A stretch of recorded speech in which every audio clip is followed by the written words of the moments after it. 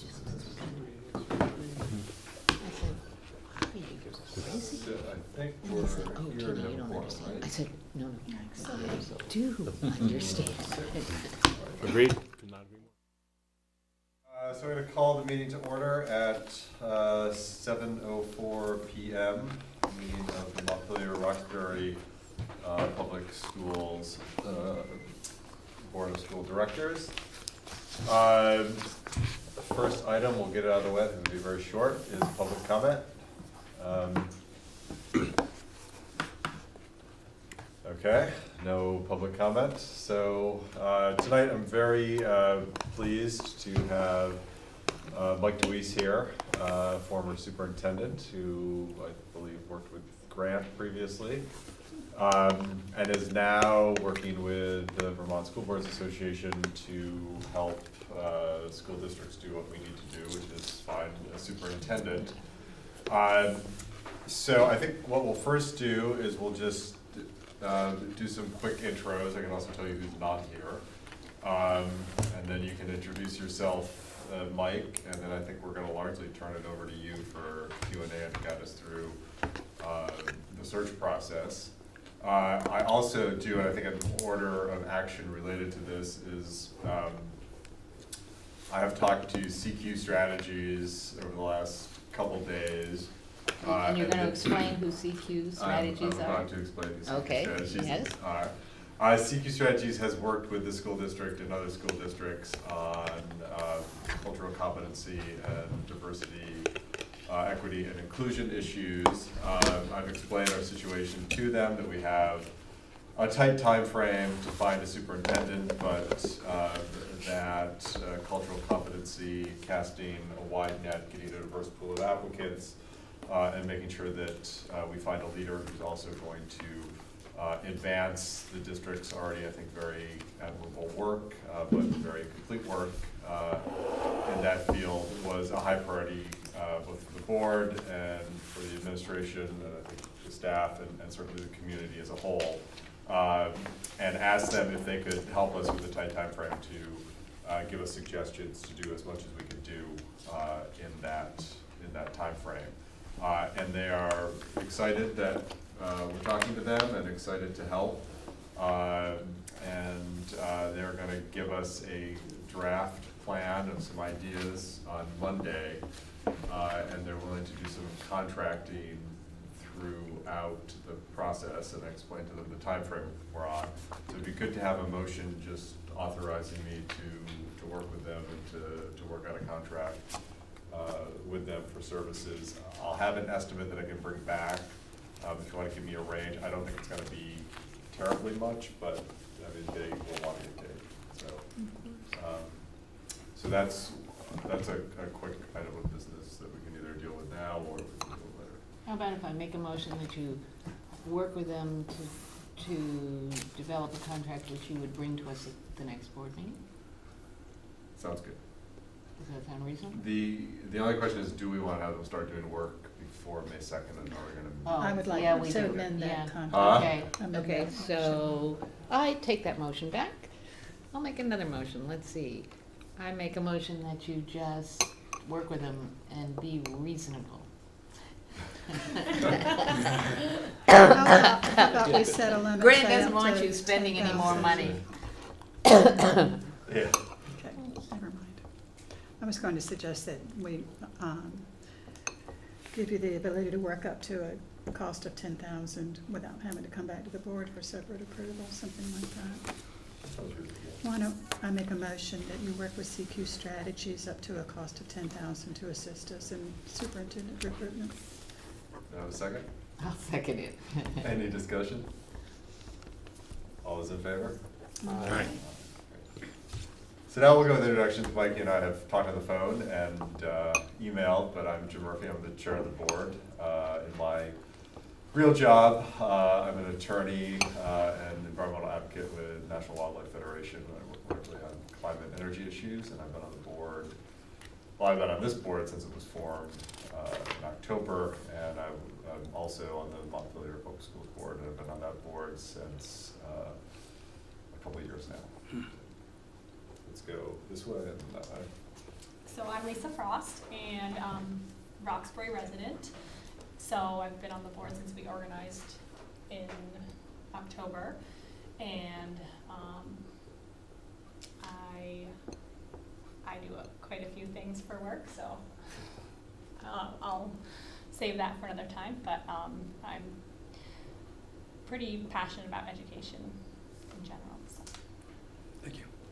And I'm Becky Boa, and I was elected March 17 to the Montpelier board and transitioned into this board. My children have come up through the Montpelier school systems, and I'm the Human Resources Director up at Central Vermont Home Health and Hospice. Great. Thank you. Wait, no, sorry, still taking minutes.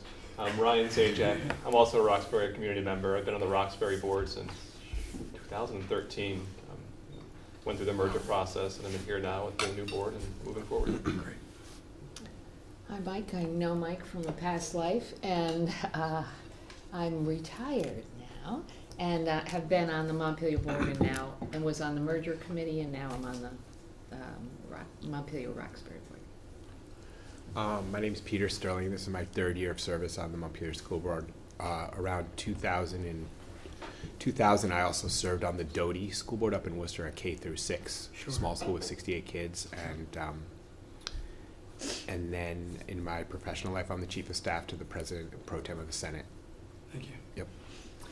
Yeah, and the three people who were not able to make it because of, I think all because of their, except for Michelle, traveling for spring break is Bridget Acey, who's our vice chair, Michelle Braun, who is currently the chair of the Montpelier School Board, although she was smart enough to kick that to me for this board, and Steve Hinchin, who I believe is in New Mexico. Thank you. Go. Go at it. The floor is yours. Thank you much. I appreciate the brief introduction. Mike DeWeese. Been in Vermont since '77. My entire education career has been here in the state.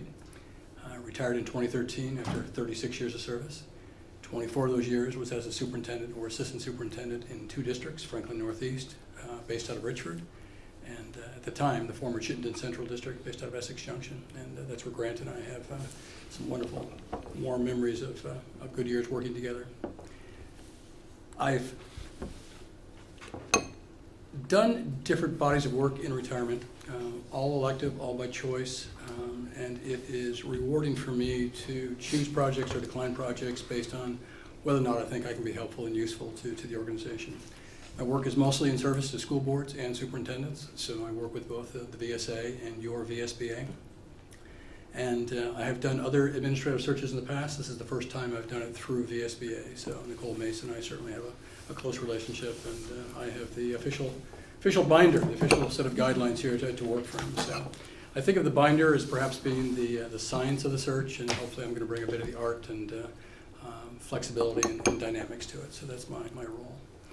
What I'd love to do is just talk with you tonight about a few things, but then really work with you tonight on making some decisions, because as you can appreciate, you're about to embark on a really important decision point. And I think it's especially timely for you based on the official transition of your consolidated district starting up on July 1st. So there's just rich opportunity for you to be thinking about starting officially, moving from your transition board status to your official board status on July 1st, as well as perhaps having a new chief executive / superintendent working with you at that point in time. It is not, we have not found it to be statewide or nationally, quite frankly, an easy task to land and secure superintendents. Pools tend to be small, and that's just the way it is. We have not seen the depth of numbers, at least in pools, like we did even perhaps 2 decades ago. So the times are changing a bit, and that's just a reality of what school boards face these days in terms of going into the marketplace looking for superintendents. Your situation is compounded, as you realize, by where we find ourselves. It's April 19th. It's just a little later in the game than is often the case. But I don't necessarily feel it's too late in the game. I think there's still a window of time here, but that window of time is going to require a sense of decision making, and I would urge you tonight to really think about the timeline and timetable, and I will be detailing that more for you in terms of what that looks like, how things unfold, and what their relationship looks like. I am not your headhunter. I am not picking your next superintendent. That is not my role. My role is to help shepherd the process, and you will have me working most directly with a screening committee that you will name, that you'll appoint. And that'll be a group that will really run through the first level of vetting in terms of looking after the applications, looking at folks through an interview procedures, and then recommending back to you some finalists for you then to consider. So on the front end, you'll be charging that committee. You'll be giving that committee some direction and guidance. You'll really inform that committee about what you're looking for. You will, in part from your board, staff that committee. So hopefully there'll be a couple of you that'll actually move from this board onto that screening committee as part of the process. And I think of this in a bit like a reverse engineering process. And that is, we know when you want your new superintendent in place, and that is July 1st. That would be the ideal, is to have your new person have him or her start on July 1st. That backs the whole timeline back up again in terms of what that then means. If he or she is currently in a position elsewhere, he or she is going to need time to transition from their current position to a new position here. You recognize you've got your high school graduation the end of the second week of June, and that's probably a logical window to think about trying to wind things down, wrap things up. So for you to be thinking toward potential appointment with a successful search, in that second week-ish or so of June, that would be the end game of what this process could look like. That's going to require an expedited process. That's going to mean we're going to keep things moving in order to make that happen. And again, I'll be happy to lay that out with you in terms of what a recommended timeline can look like. So tonight, I'd like to spend some time with you talking about more the details and nuances of the search process. I'd like to talk with you about the roles, your role, my role, the role of the screening committee. I'd like to have you identify a salary range that you would publish as part of your advertising recruitment materials to inform potential candidates of what the salary range could be. I've got some recommendations on that. The heavy bit of business tonight is going to be to approve the vacancy notice, and that's really content-rich, content-deep, and it's fundamentally your assertions of what sort of qualities you want to represent the district as possessing, as an attraction for candidates, as well as what the qualities of your successful candidate will hold as he or she comes to the conversation. We'd like you to define a couple of essay questions, and the essay questions are questions that would accompany the application itself. So you get a chance to actually see some thinking in that sense, you get a chance to see some writing styles in that sense, you get a chance to appreciate the responses to a couple of key questions that you think might be really pertinent for folks to respond to through the application process. You'll help me define tonight the breadth and scope of advertising. I'll have some thoughts on that as well, but I can give you some ins and outs around that. We'll want to talk about your search process budget, and I hear Grant over my right shoulder saying, yes, we want to be sure we've got that down. We definitely want to have good knowledge up front about what sort of the anticipated cost could be, and to have you affirm that in the front end. Should we go over that budget, we're going to want to have a process for you to be able to assemble and to be able to approve thereafter future expenditures which may go over the budget, which I don't anticipate, but I heard earlier, certainly an action point, that there may be other budget considerations that I hadn't really brought to the table tonight, so we'll want to figure out a way to fold those sort of costs in. The screening committee is really owed a charge, a specific charge. They know what it is they're supposed to do, how it is they're supposed to do business on your behalf, what it is that they'll be doing and how they'll be doing it. And that'll be a written charge that we'd like you to approve tonight, as well as your defining the membership of that committee. And the membership of that committee would be defined two ways. One, by the total number of seats on that committee, and second, how to divvy those seats up. What sort of constituency groups are going to be represented through the screening committee process. And I will not recommend that you do anything more tonight than a couple of things around that. One, I would hope that you can set the charge tonight for that committee. I would hope that you could set the total number of seats in that committee. I would hope that you could figure out tonight with me how to divide up those number of seats among the constituency groups, but it's premature tonight, I think, for you to actually name names. I think that you want to think about a process through which you can solicit interest around that. The last thing you want to do tonight is name names of folks who may not want to be there. You don't want to leave out folks who might be really valuable to the process. And I think that's a conversation point for this board after I leave tonight and after you leave tonight to think about how you want to tackle that task. And that doesn't have to be done by the weekend. Like I'm going to encourage, some of these things do need to be done by the weekend, but that's one of those things that actually could wait a little bit. As well as adopting the search process calendar. So the calendar really will be the driver in this conversation. And I'll have some thoughts about the calendar as well. So that's like a fun night. Good times had by all, about ready to jump It's in. okay. Any questions on where I think we might take this meeting and what sort of things we'll want to be tackling? Good so far? Good so far. Nobody has grabbed their car keys yet. That's a good sign. I like that. What I want to start with is a, thanks, Greg. That's great, thanks. I do, thank you. This first handout is an overview of both the roles of the various parties in the process, as well as a high-order sequence of what the responsibilities would be among those parties. So as I mentioned, you're in charge. You're driving this bus. You should drive this bus. It's your job by law to drive this bus. You're in charge of the decision about owning the process, as well as the decision point at the end. Think of me as your guide on the side. I'll be working with you at times. I'll be working with your screening committee at times. So I'll be the one most connected to the various elements and aspects of the process. And that's really my job, is to help just shepherd the process along as you prescribed it. Then the screening committee is a formal committee of the board. And I'm sure you've got other committees that you work with now that you charge as part of your district work, or perhaps that'll be work that you're coming up on. But this would be a defined formal committee. It'll be representative of various stakeholders. And their job is to satisfy the charge that you're going to lay out for them. They're going to do the job that you ask them to do, fundamentally. And their job is not to decide on who they like best. That's not their job. Their job is not to vote on their favorite candidate. That is not their job. The job of the committee is to figure out, through criteria that you've laid out, which candidates best match that criteria. They're going to do it through a paper screen of the applications. They're going to do it through selecting some of those folks for first round interview. They're going to undertake those interviews. They'll do reference checks on those folks. And from all of that information, their job would then be to remand to the board, hopefully up to 3 finalists for you to consider. So that's the objective, is for them to take the body of applicants, and from that body get, in their mind, through your charge, through the expectations you've outlined, the 3 best they think would fit your charge. They're not going to rank them. They're not going to say, here's our number 1, here's our 2, here's our 3. It's, here are the 3.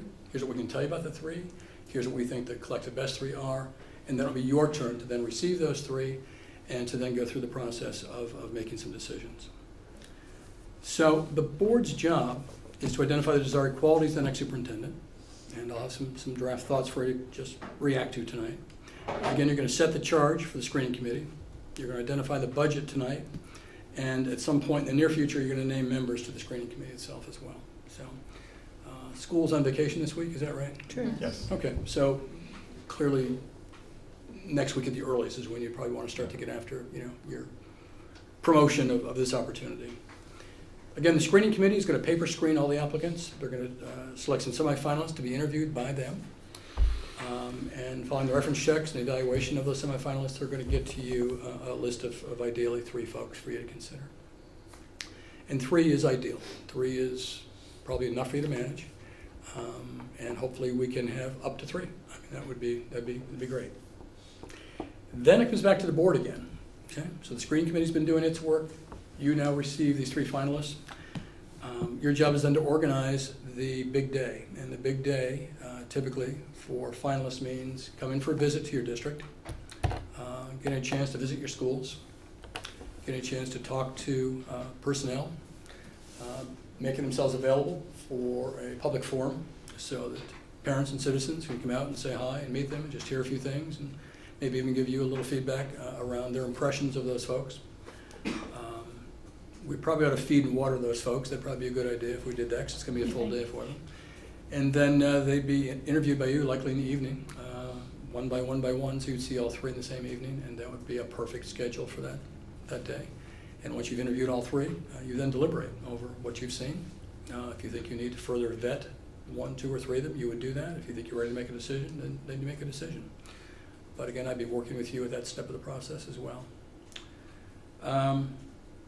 And clearly there's work afterwards too. I mean, as you know, there's always future work for a school board.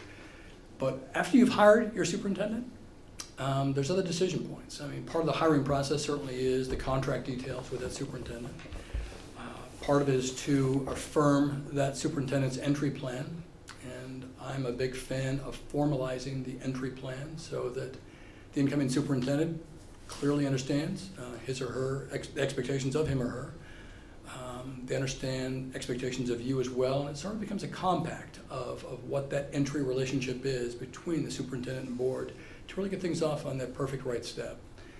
And in the most ideal of worlds, that then leads itself directly into the evaluation of that superintendent in his or her first year in terms of the delivery and execution and performance of that entry plan. So he or she will have notions of how they want to start. You'll have notions of how you think he or she maybe ought to start, and what some of the low-hanging fruit is, what some of the stretches might be, what some of the initiatives and priorities could be, and those are sort of things that get married and embedded into an entry plan. So that's work that would occur after all this.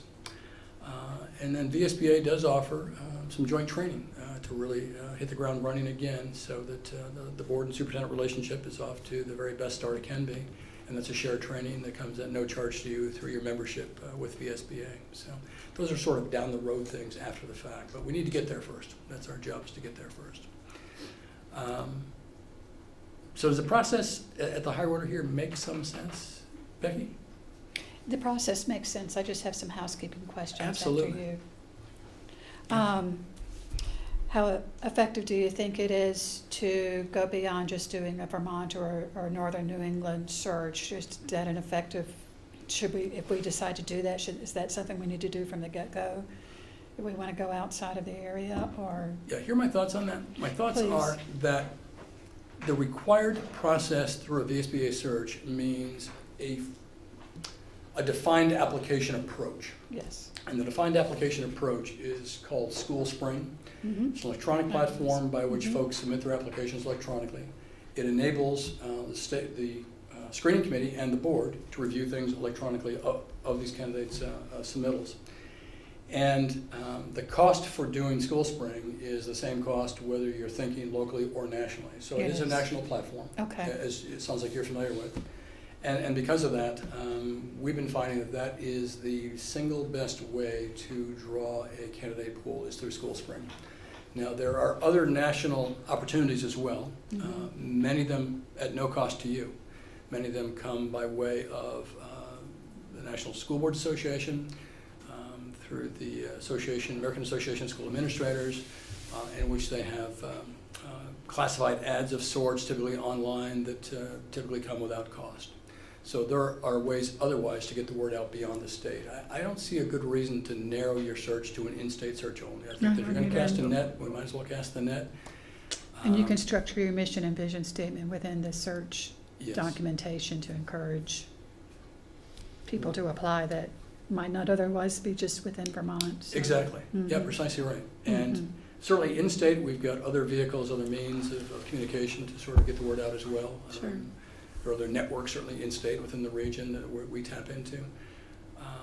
So that would be sort of taking care of both needs, both the in-state as well as national need through the use of School Spring. That's going to cost you about, Grant, don't quote me, $350 to do That's that. it. Yeah, it is. $350 will get you about one line, one column inch in the Boston Globe. Does that sound about right for an ad? Is that pretty close? It won't get you far in the Boston Globe, No. that kind of money. But it's, yeah, you can certainly do New York Times, you can do Boston Globe, you can spend the big bucks if you choose to with their classified ads. We just haven't seen a return on investment with that. We just haven't seen that to be a really smart way of trying to, get the pool broadened. Now, there may be other venues through your other consultancy that you're considering, that there might be other pipelines, other venues, other avenues, other approaches, other connections, other networks and so forth that we could also expand it to.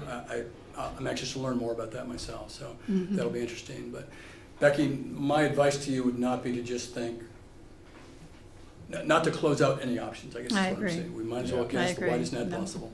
Already there. Good, okay. Right there, yeah. And there are a number of successful Vermont superintendents who have come here from out of state. I mean, they just Yes. are. It's a unique state. The laws are specific to Vermont. The culture is specific to Vermont, but it's not unlearnable. It's absolutely achievable and doable, and it's not unheard of for out-of-state candidates to be successful with in-state positions. So that ought not be something to worry about at this stage. I think we've My had hope enough. for you, We'll have good candidates, I hope. is to really get as broad a pool as we can, Yes. with hopefully some depth in that pool as well. So breadth and depth of a pool would be just the perfect match for a search. And, Absolutely. I'm sorry. I said absolutely. Absolutely, yeah. And I'm sorry, another housekeeping. No, fire away. This is good. Okay. This is helpful. So, the behind-the-scenes work, the reference checking, the travel arrangements, the bringing people on site and all of that, who does that? I only ask because, the people that work within the district office already have full-time jobs, and this is going to take a lot of hands-on work to conduct these background checks and to do a very thorough reference checking on it. Is that something that we should look outside of the district office, or how does that work?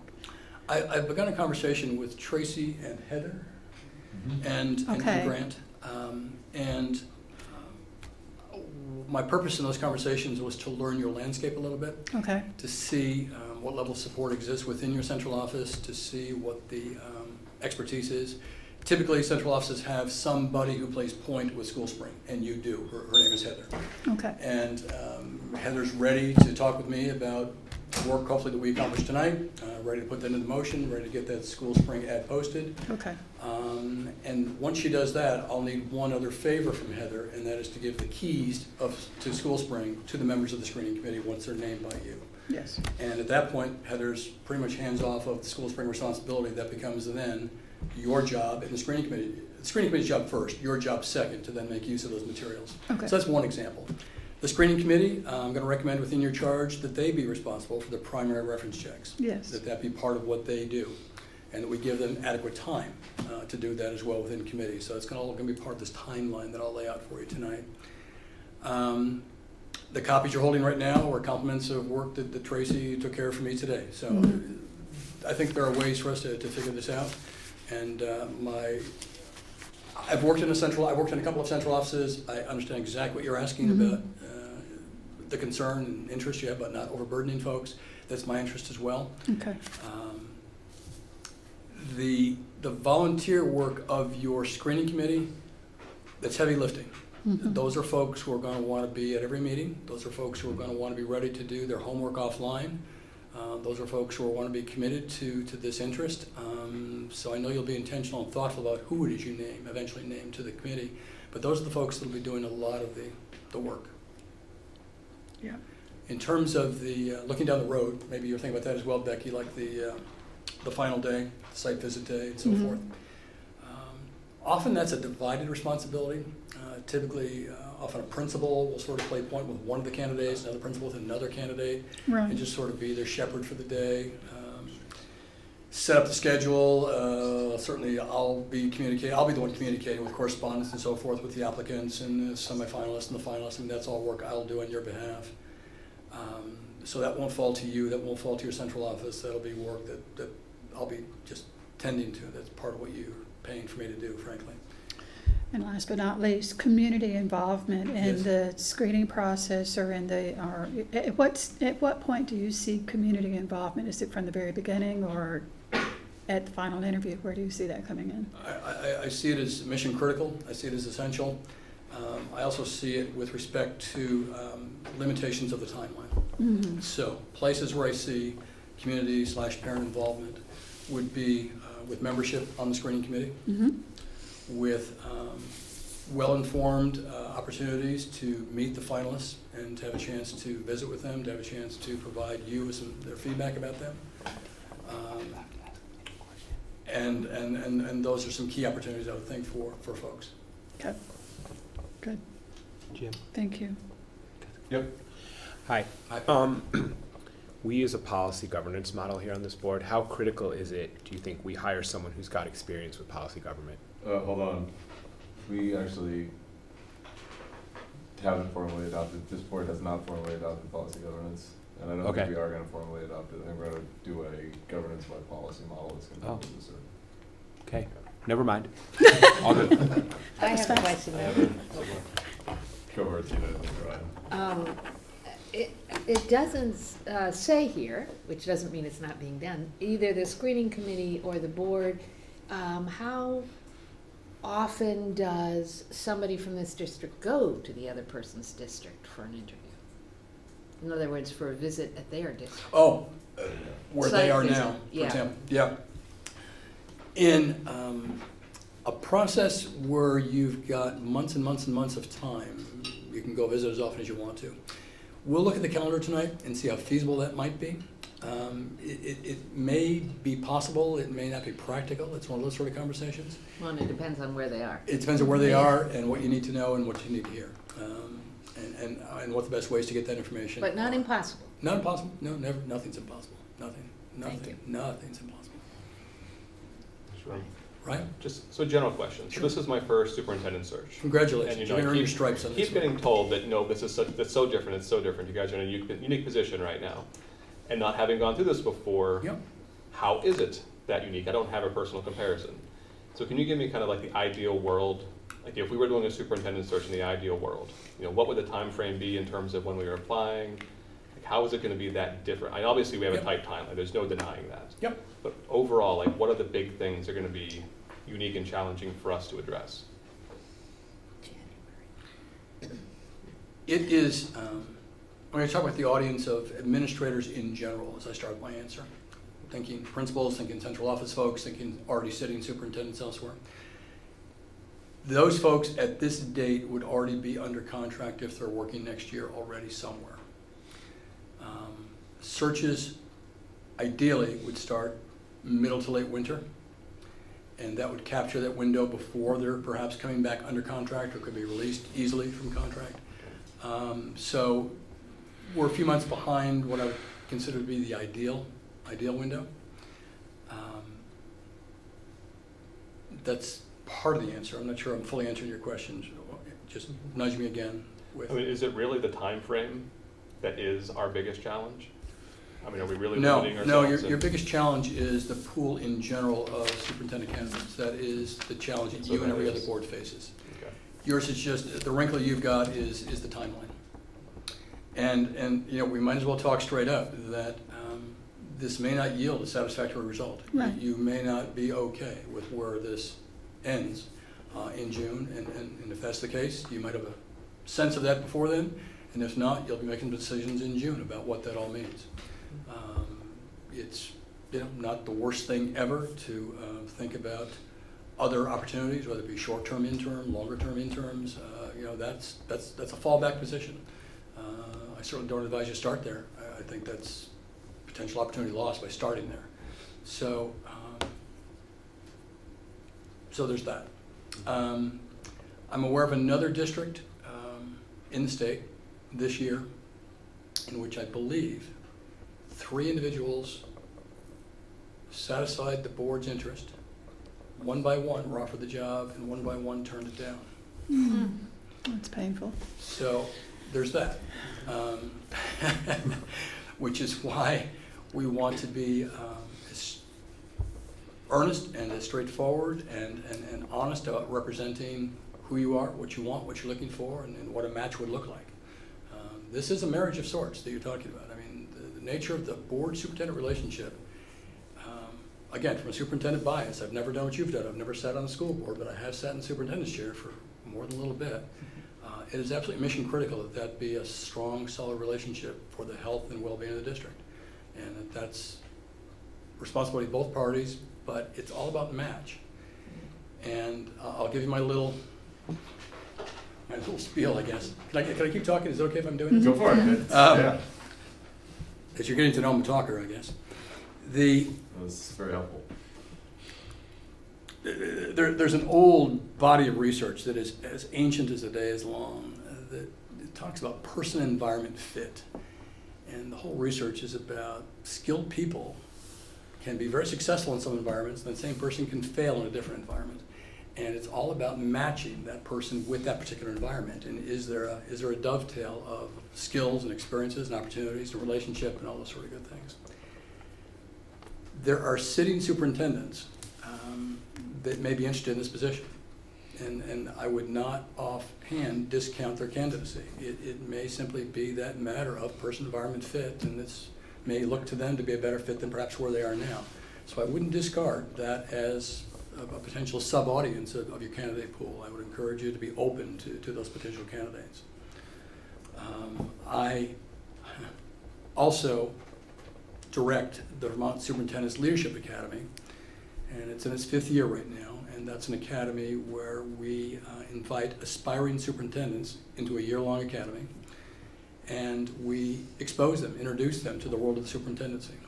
And what we've found now in our 5th year with the academy is that it has become something of a pipeline for the superintendent feeder system, if you will, that a whole bunch of those folks who have been through the program have continued to aspire to a superintendency and have actually landed in in-state superintendencies. That has become another venue, if you will, through which folks are approaching the superintendency. What's kind of nice about that is they get a chance for a year to meet superintendents, talk about superintendents, think like superintendents, experience superintendencies, and decide whether or not they're really in the game or not. The last thing you want is to hire a rookie superintendent and find out that's really isn't the game for them after a month or two in the job. That's a lose-lose situation for everybody. So anyway, that pipeline does exist, and I'm hopeful that we can exploit that opportunity as well to think about first-timers that might be applicable to your situation as well. That was actually my question, is how is the evaluation process different for someone who's coming into the superintendent experience versus someone who, maybe is a principal or a curriculum director or assistant superintendent, and this is their next step? Are there different things we should, I assume there are different things we should be looking for, but what are those different things? Are you referring to the evaluation of their candidacy? Yeah. Yeah. Clearly, they need to come in talking superintendent speak, whether they've done it or not. I mean, you need to have confidence that they are indeed ready to assume this level of their career evolution. So I would not necessarily modify the questions that you might ask of them, but you're going to have to appreciate the experience differences that perhaps they bring to the table. I mean, it's no different in any sort of industry as you're looking at experienced folks or inexperienced folks to that industry. So it's a niche of the industry. There's no job quite like the superintendency, and the principalship isn't the superintendency, but a whole lot of superintendents have been principals. I mean, it's a very natural pathway for career growth. Lisa, how are we doing? I'm good. You've been question-free so far. I just want to be I sure you're know, okay I'm here. looking at your list here and I have more lists. There'll be more lists coming. Okay to move on? Yep. All right. Please. What I think we need to establish next is how you want to advertise, thank you, Grant, for your salary range. And I've compiled some data for you on superintendent salaries. And if you want to cheat, you can go down to the bottom of the page. You can see at the bottom of my recommendation. But going through the chart, these are all current year data. And as we look at all superintendents across the state, there are 60 of them that were surveyed. The average salary this year for those superintendents is $124,700. And the asterisk refers to, that's inclusive of the Montpelier School District superintendent salary. So that's in there as well, in that average. The average years in position, in that position, current position for all Vermont superintendents is a little over 4. The average total years that person's been a superintendent is a little over 5. So that's the mix that statewide you find superintendents in right now. Now, you can shred that in 2 different ways, and shred that into 2 kinds of districts. One's a supervisory union district, one's a supervisory district. Yours has been a supervisory district in Montpelier. Yours has been a supervisory union in Roxbury. You are becoming a supervisory district on July 1st, so we've got that technicality down. So this next one perhaps is more relevant to that audience of districts, if you will. So the Vermont supervisory districts, there are 18 of those this year. Average salary there is $128,000. A little higher average years in position at 4.83, and a little higher years of total superintendency at 6.67. Then you look at the supervisory union folks, a bit lower there at 121, again, an N of 37. A little fewer years of experience, a whole lot more years of total years of experience. I guess when SUs find superintendents they like, they want to keep them, I guess. But my recommendation to you, based on those data, is that you set a $10,000 range from a low of $120,000 to a high of $130,000, and that you think about that range a couple of ways. You think about that range based on qualifications, you think about that range based on experience, and that those are reasonable attributes to attach to a salary range for applicants thinking about whether this job fits their needs. That's exclusive of your benefits package that you traditionally offer. Yeah. So that would be salary only. Very generous. Becky? You know, I'm going to ask this question. Yeah. Is it too tight and is it too low? My question. Well, you've got a budget for next year. We do. I see grand. I know. For what it is that we want to attract and knowing that, you know, so I'm asking. Will it limit Yeah, Yeah. potential candidates? I will tell you that that's, in my mind, low average. it is. Not below average, but low average. So it's average, just maybe a little low average. It doesn't preclude somebody coming that for some reason we think has experience or something of being at the upper end of that or even over. But is that It's- candidate going to apply with this limitation? I don't, Is it a to be honest, limitation or is it a- in this superintendency, I don't think that money is going to be exactly the top thing. But if they're relocating with a family, it will be. Maybe. People don't come to Vermont for the money. Well, that individual coming in at a salary of low of 120 is right in the ballpark of where SU superintendents are this year on average. That person comes in at 130. They're very close to the average for SD superintendents. So I think it's legitimate. I don't think it's unreasonable. Perhaps relocation is carved out as a separate benefit or something like that. And that's a conversation point. And Mhm. Becky, maybe a way to couch that as you represent the position is to say anticipated salary range of 120 to 130. Perhaps that's a signal that there's a Okay. way to, That's a you good know, one. Yeah. you might be a little flexible about that. Peter? What would be the disadvantage of just advertising it as 120 to 160? This way, I mean, we don't have to pay anything. Right. I mean, if there was a fantastic candidate who was meeting all of our dreams and could solve all our problems, you know, for this kind of district, we have money, and if for the dream candidate, we could pay more. I mean, we'd have to meet the criteria. I'm just saying, I don't know what the downside of advertising that there's a bigger range. We don't have to Or pay. even think to the- 140. 140 or 140? I mean, pick a number that would attract someone who's truly exceptional. Because really, in my mind, in a $23 million budget, whether you pay someone, you know, 130 or 140, to get the right person would mean the world to us. To get a really great candidate, so why not advertise it and have more people coming in by having a bigger range, and then, you know, winnow it down from there. I like the word anticipated in front of the range you've given. I don't think it'll limit the number of people we get. Yeah, but what's the You downside know, of putting a I bigger actually, in number? my experience, have to respectfully disagree. I know when we're recruiting, people do look at the upper limit and see it as the maximum. In their heads, okay, for 5 years, I'm gonna be under this max, Yeah.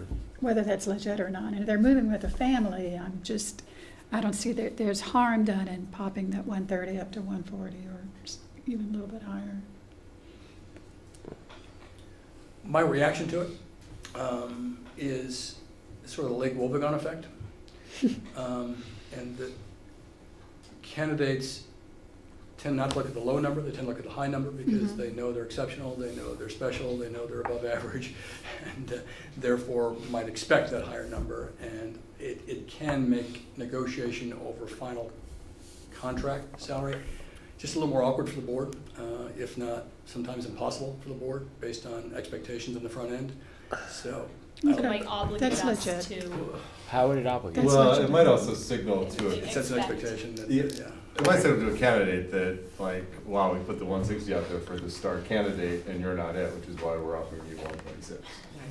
No, you're right. No, there is that. Huh? And Okay, welcome to the That's team. what I mean Yeah. about if somebody has outstanding qualifications for some reason, then you could up your 130. But this way, you're in the range, and I think it's a reasonable range. Okay. I have a question about the range too. How, Chittenden County is a different animal. How much does it skew? Is 120 to 130 different if you kind of take Chittenden County out of the equation rather than, you know, putting it in the equation? Is 120 to 130 like, that's great for us out of Chittenden County, or is that still, Essex Westford, in my opinion, perhaps the most complex district in Chittenden County, is paying this year 130. okay. Okay.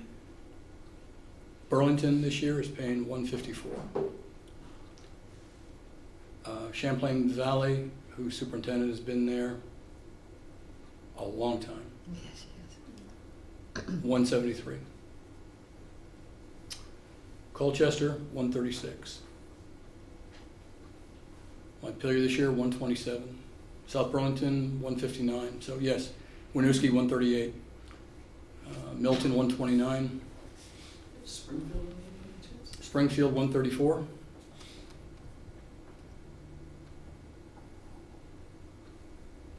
So those are the Chittenden County numbers, except for Springfield, which is not in Chittenden County. I mean, the other consideration with that is if there is a superintendent who feels this district might be a better fit, but is already in the awkward position of having to get out of a contract and say they're making 137 and see this 130 number, they're gonna say, am I gonna get out of my awkward contract and take a pay cut? Well, certainly in your negotiation with an individual like that, you would at least meet their 137 if you want, because Yeah. that's just the reality of But it. if, But if you they put it in don't- here if they don't as, get to If the they don't point where they apply. apply, right, if you don't You don't even have get that that conversation, person, yeah. I know. so is there other wording, like with room for negotiation, because you said anticipated as one, but are there other ways of wording it where it's seen as more flexible to candidates? Would it be okay if I? oh, please do, yeah. Mhm. First off, if I'm applying and it just says 120 to 130, I would apply if I'm somewhere in that ballpark as far as what I could afford.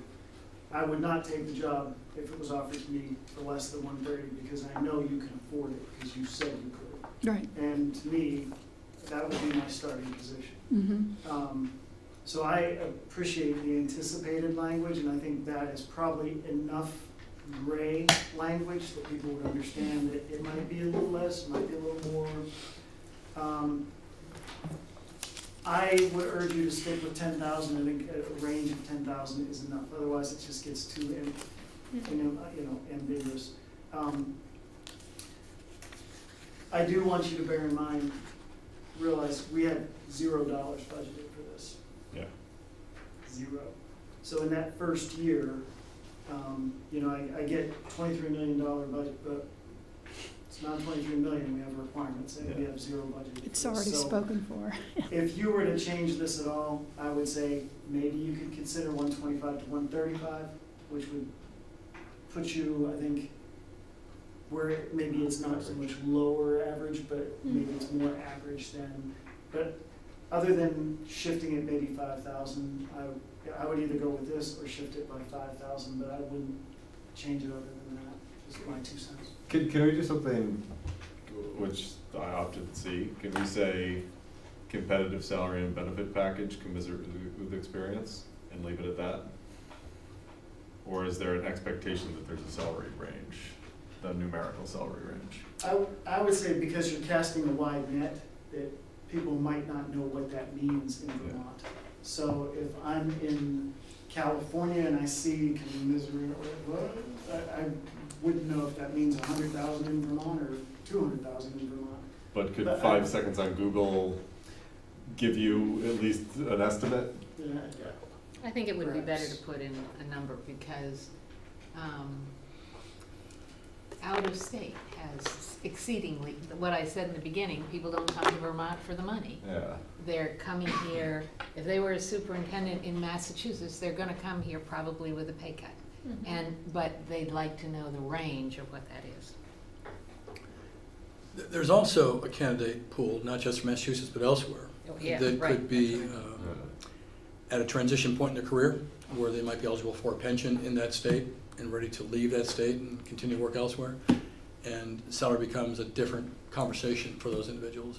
It's not necessarily 160 for them, it's enjoy your pension elsewhere and enjoy Right. 125 here. You come to Vermont That's for true. various Oh, that'd be reasons nice. That would be great. besides the money. So we probably ought to figure out something to put in the, because that's gonna be Yeah, that. no, sorry to belabor this. No, I like Uh, the shifting of the 5, 5,000. yeah, to go from 125 to 135. You like the fives? Yeah, Just Yeah. to shift it. Let the minutes reflect Becky's a Seems fan like of a fives. reasonable okay. Compromise, And really. shifting. Shift it, that's right. And including the anticipated. I like that as well. Right, Adding the word anticipated. Oh, yes, adding it. Do you okay. have to approve these? Tell you what, why don't you hold on to that for a second, and you can approve that with the whole next approval, which is gonna Okay. be your vacancy notice itself. Okay. Is that right? That's good. Thank you, sir. This is great, Grant. But have Grant come with you to all your Secretary. meetings. I'll tell Yes. you. This is in your job description. I need to get more steps today.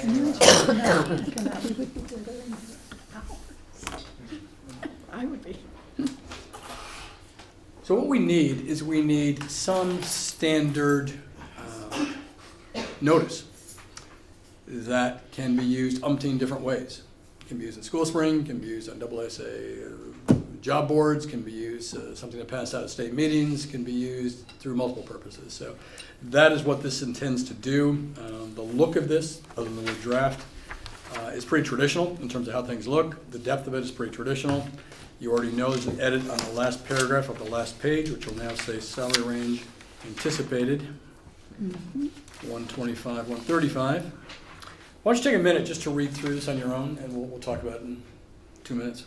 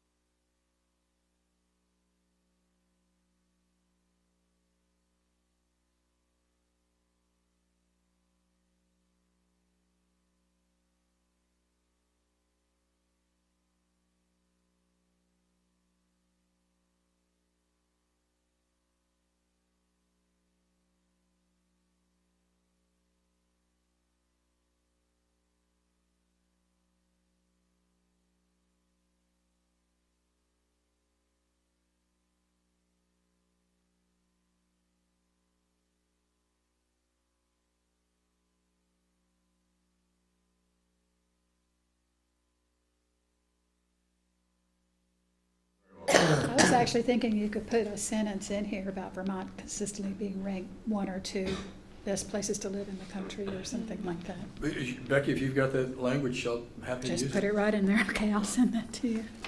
Um, Yeah. I should have brought my business cards. Do you have my email address? What is your It It's on actually the says back it of on the the- bottom. Does There it is. Yeah, thank you. You're right. Does it? Okay. Yeah, Mike, I'll send that to you.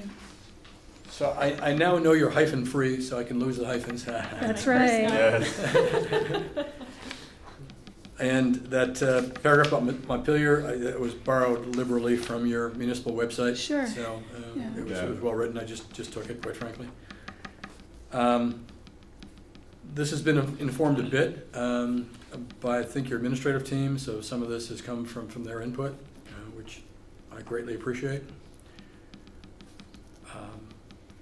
But it's an important document, and I want you to feel like you're at peace with it, or good with it, and edit it as you need to. So Okay. another example of where you're in charge. I think it sounds great.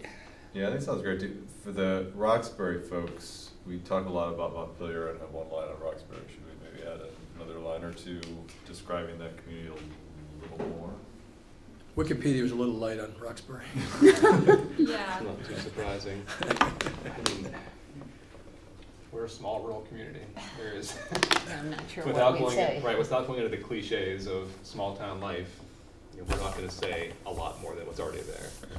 So I don't think it's totally necessary to, I don't feel like we're being diminished by any stretch by having less attention devoted to us word-wise, so. I kind of wondered what local faith and wisdom Oh, community I underlined communities that. You means. and I think alike. You know, like, sure, the first thing that comes to mind is like a Christian church, but was that something that you found? Right off the website. It caught my The attention too. But Roxbury website? no, I'm sorry, Montpelier website. Oh, it's on the Montpelier. Montpelier website. Municipal website. Mhm. Yep, Hmm. homepage. But we can lose that. I mean, Yeah, I'm just, this is your document. personally, I don't No, know really Yeah, about yeah, what. The church has a very small congregation. Yeah. Single In hand. Roxbury.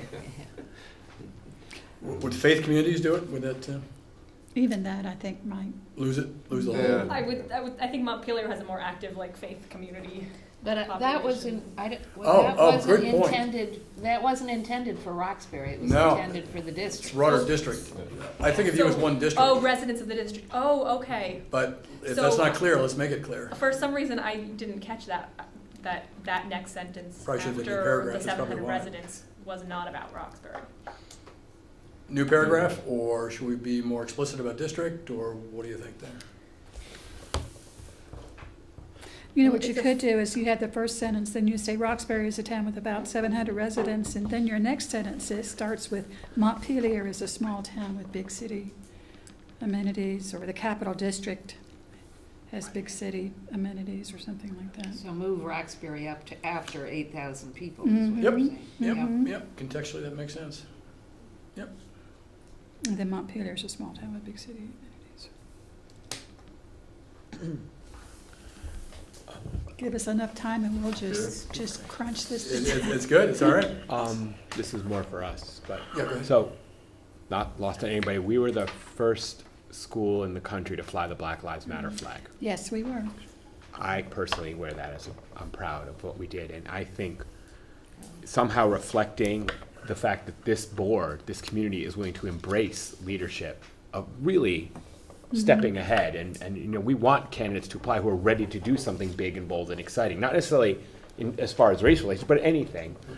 So I think we could maybe get a theme in there that even by mentioning the Black Lives Matter issue, we are telling candidates that we are very open to people who have exceptional ideas, and you may want to consider that. You know, Peter, I was thinking, the concluding sentence of the very first paragraph, the Montpelier-Roxbury School District is a newly consolidated school district.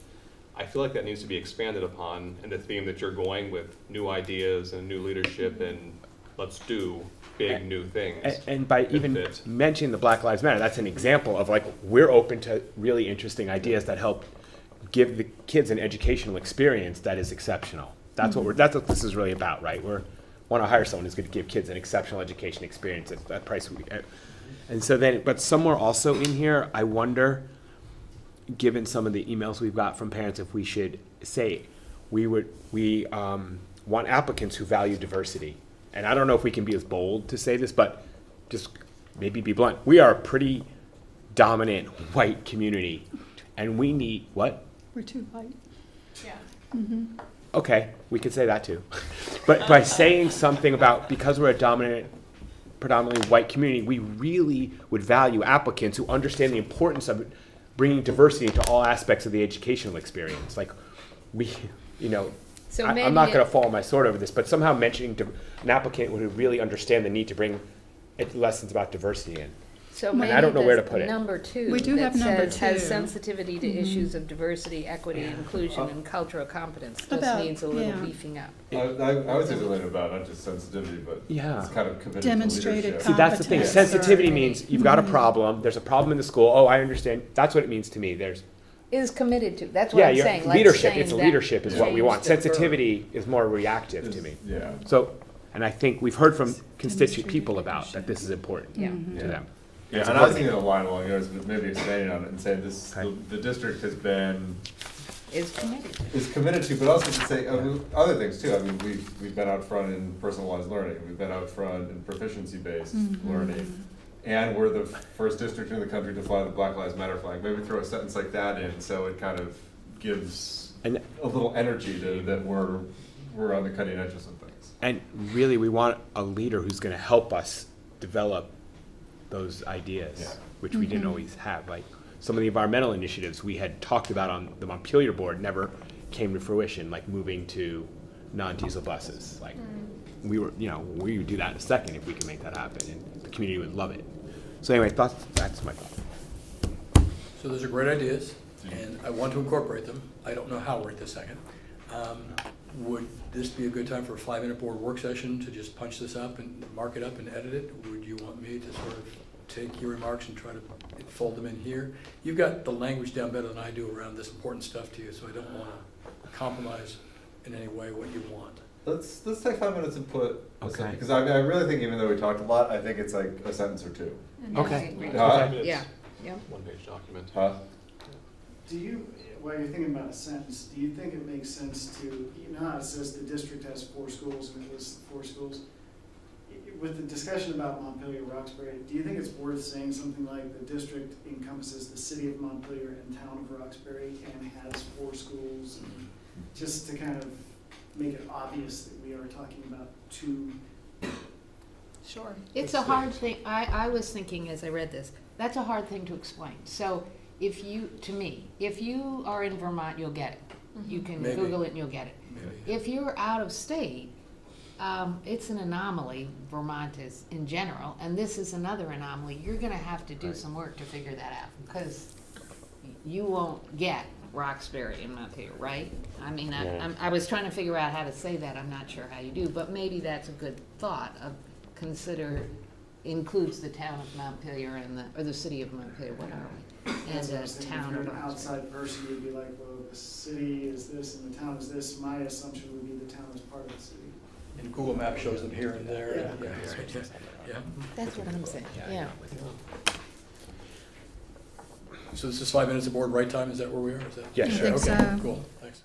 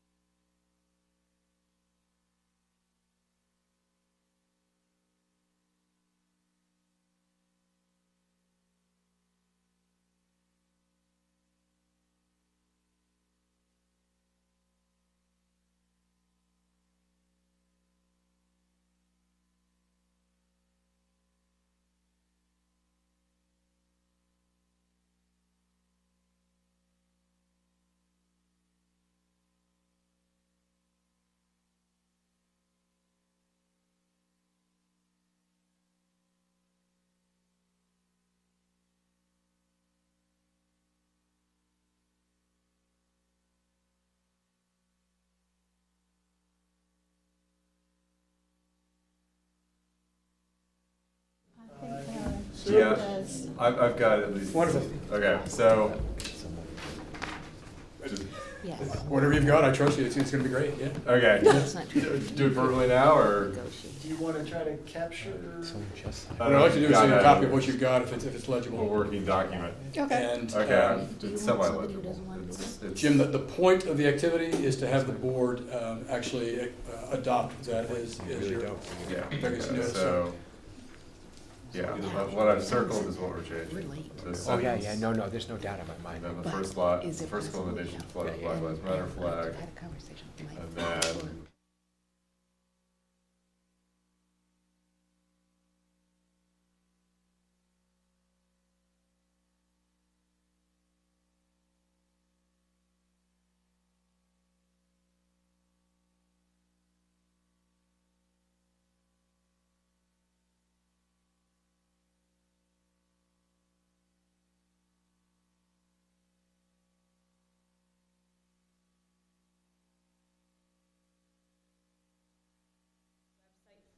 To include information about Roxbury, Thank you, maybe please. found here, 'cause Yeah. there is a town website that Okay. probably appropriate for that, Before I leave tonight, is that that one good location. looking? I can send it to you right now. Does that work? Yeah, sure does. How would you like a summary of what we're changing and then a motion to Sure. accept? if there's another copy of this, I might be able to write it out more cleanly, because I think mine is a bit of a mess. Would every board member benefit from a copy of that right now, just to work from, or how do you? Yeah, if someone can give me a clean copy, I can Well, write mine's it. fairly, oh, do you have a I was very? gonna say, there's a couple brand marks new there, one? but. Oh, yeah, perfect. Mine's written on.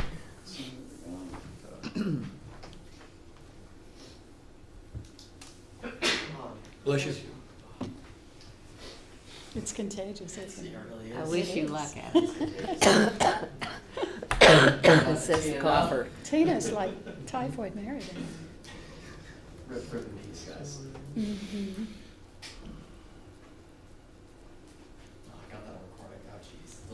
Oh, no, back up. I'll leave him a note. Well.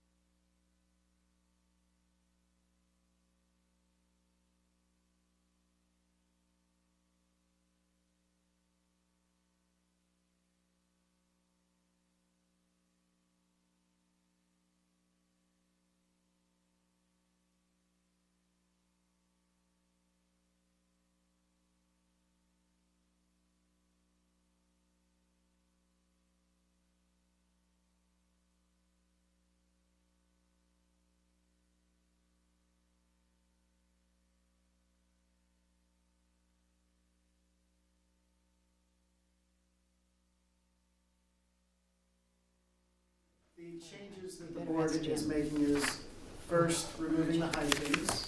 Yep. Secondly, in the second paragraph, explaining that the district encompasses the city of Montpelier and the town of Roxbury, and has the 4 schools that are listed. Yep. After Montpelier High School, they're gonna put a hyphen and state that that is the first school in the nation to fly the Black Lives Matter flag. In that following paragraph, we're gonna just strike the local faith and wisdom communities. Yeah. And then the successful candidate, number 2, instead of saying has sensitivity to, they wanna change that to committed to advancing the issues of That's better, yep. And then on the back page where you have information about the district can be found here, and about Montpelier can be found here. There will also be information about Roxbury can be found here with a link to the Roxbury website. Thanks, Lisa. Sound good? That sounds great. All right. Those are I'm gonna the- make a copy of this, read this back to you. Okay, great. You want to wait to see the copy before you approve it, or? I think, No, I we're, think we're done, yeah. do I want to make a motion to approve the, what do we call it, this? Vacancy announcement? Vacancy announcement? So I'll make a motion to approve the vacancy vacancy announcement as modified by the board. Second. So, All those in favor? Aye. Any opposed? Good. Great. How many folks have had the opportunity to work with the School Spring platform? Anyone? So, yeah, you're right, of course. you have. It's really quite an impressive platform, and it was actually developed here in the state by a former school superintendent. Yeah, I was gonna say, Jim. And is now the national standard, quite frankly, for school vacancies.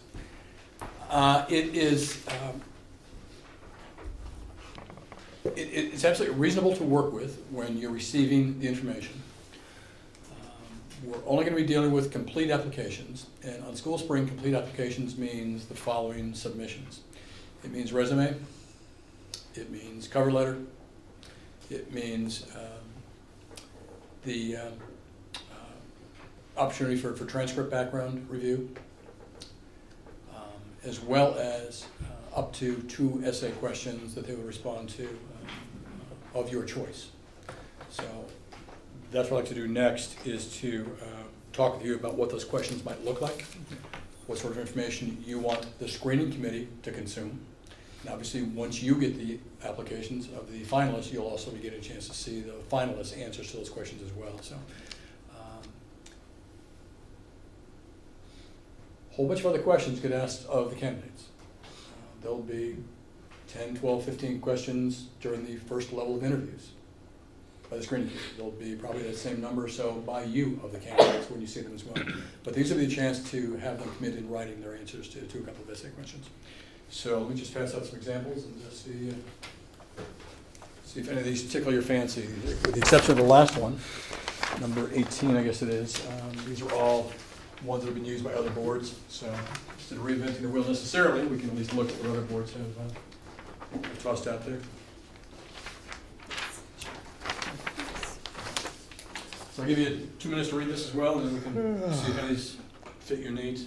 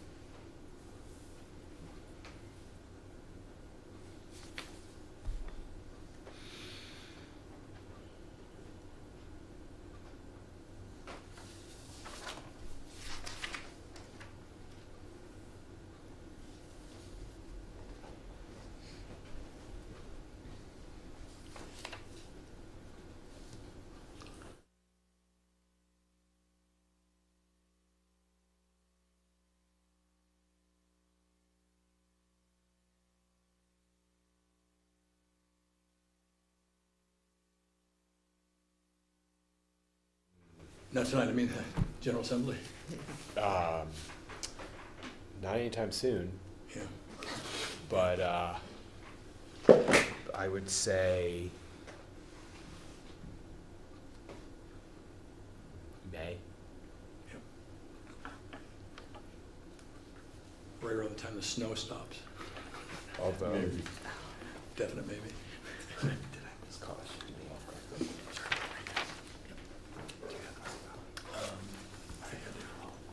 Yes, it, yeah, excellent.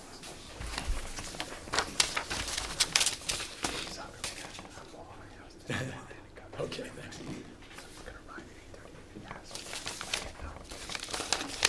Will you bring carrots? That's what he throws. Okay,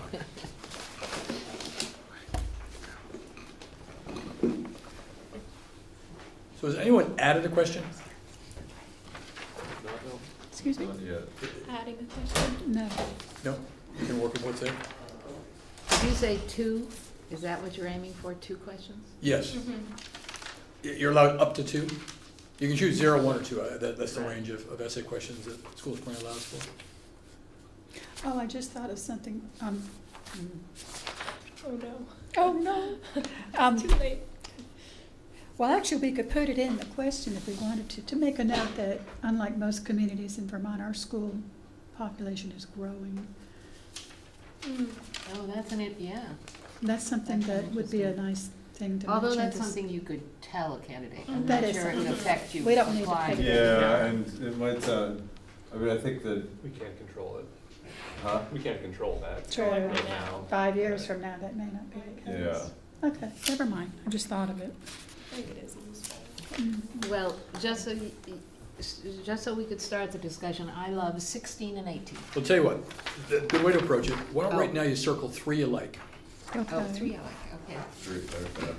and we'll see if we can find 2 that seem to jump out at us.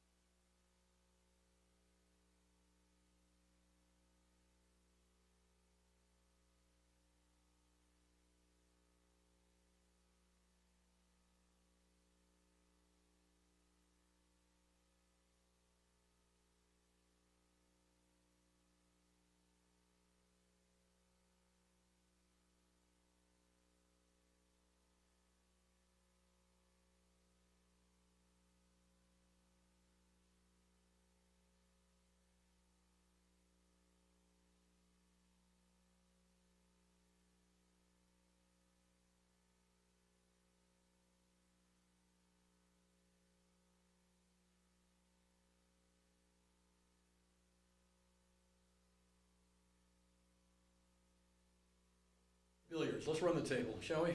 Who's a fan of number 1? How many number 1s do we have out there? Okay, who likes number 2? Okay, who likes 3? All right, who likes 4? Who hates 5? Yeah, no kidding. Little outdated. Yeah, yeah. How about 6? I like 6. We got 1 for 6, good. Who likes 7? How about 8? I'm down for 8. 1 down for 8. 9? I'm there again. 9 it is. 10? It's a good out-of-state question, but I don't like it. That's for here. 11? 12? I like 12. I I said like 12. 12 too. Yeah, 1, 2, 3. 3. 3 it is. 13? I said 13, but changing the small, crossing off the small, but.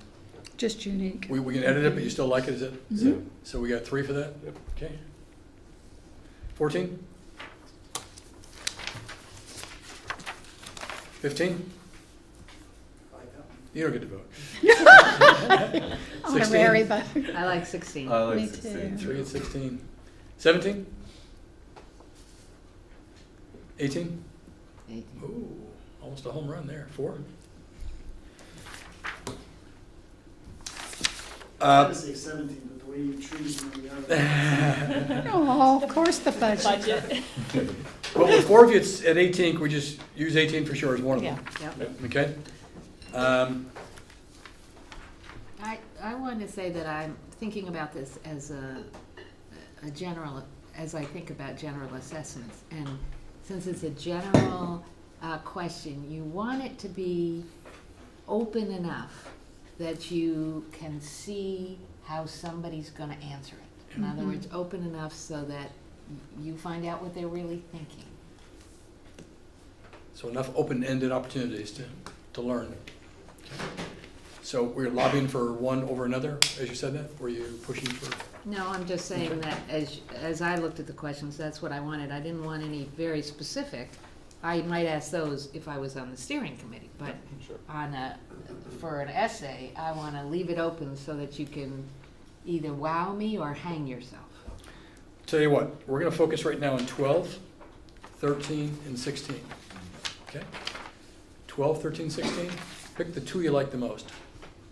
12, 13, 16.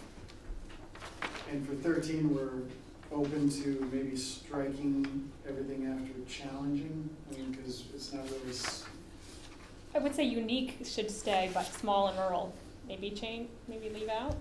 And Isn't it unique? does that convey we're challenging? I think one of the attractions of our job is comparatively we're not challenging. Yeah, and I don't like 13, so I can't speak to it. I read that as, how do Creating you, a challenge. how do you create a community of learners that is both educationally inclusive and challenging? Educationally challenging. Okay. Right. That's the way I read it. So the small, unique rural school, I agree, small and rural don't need to be there, but I don't even know if you want to say unique, because then it just makes it sound like it's the district that's challenging. Right, Instead that's of true. stopping Sure. at the word Exactly. challenging. So no commas in there, Grant, just there's both educationally inclusive and challenging, period. Is that what you- That's the end, yes. Yep. That's, Okay, let's make that how 13 reads then. Mm-hmm. So you're voting for two of these, Okay. 12, 13, and 16. Good to go? How many like 12? 1, 2, 3, 4. Who likes 13? We're voting twice, or what? You tell me your two votes, Yeah, yeah? two. 3, 4, 13. And 16? 1, 2, 3. So have we settled then on question 12? Yep. By And the then question numbers. 18? 12 is nice and open-ended. It's so open. Yeah. Any edits to those two questions? Wait a minute, Okay, let me think about that. Yep. What do you-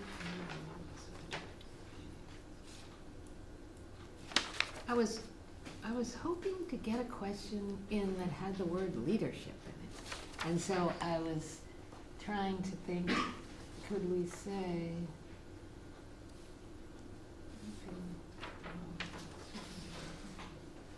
Well, I'm wondering if, here's my thought on that.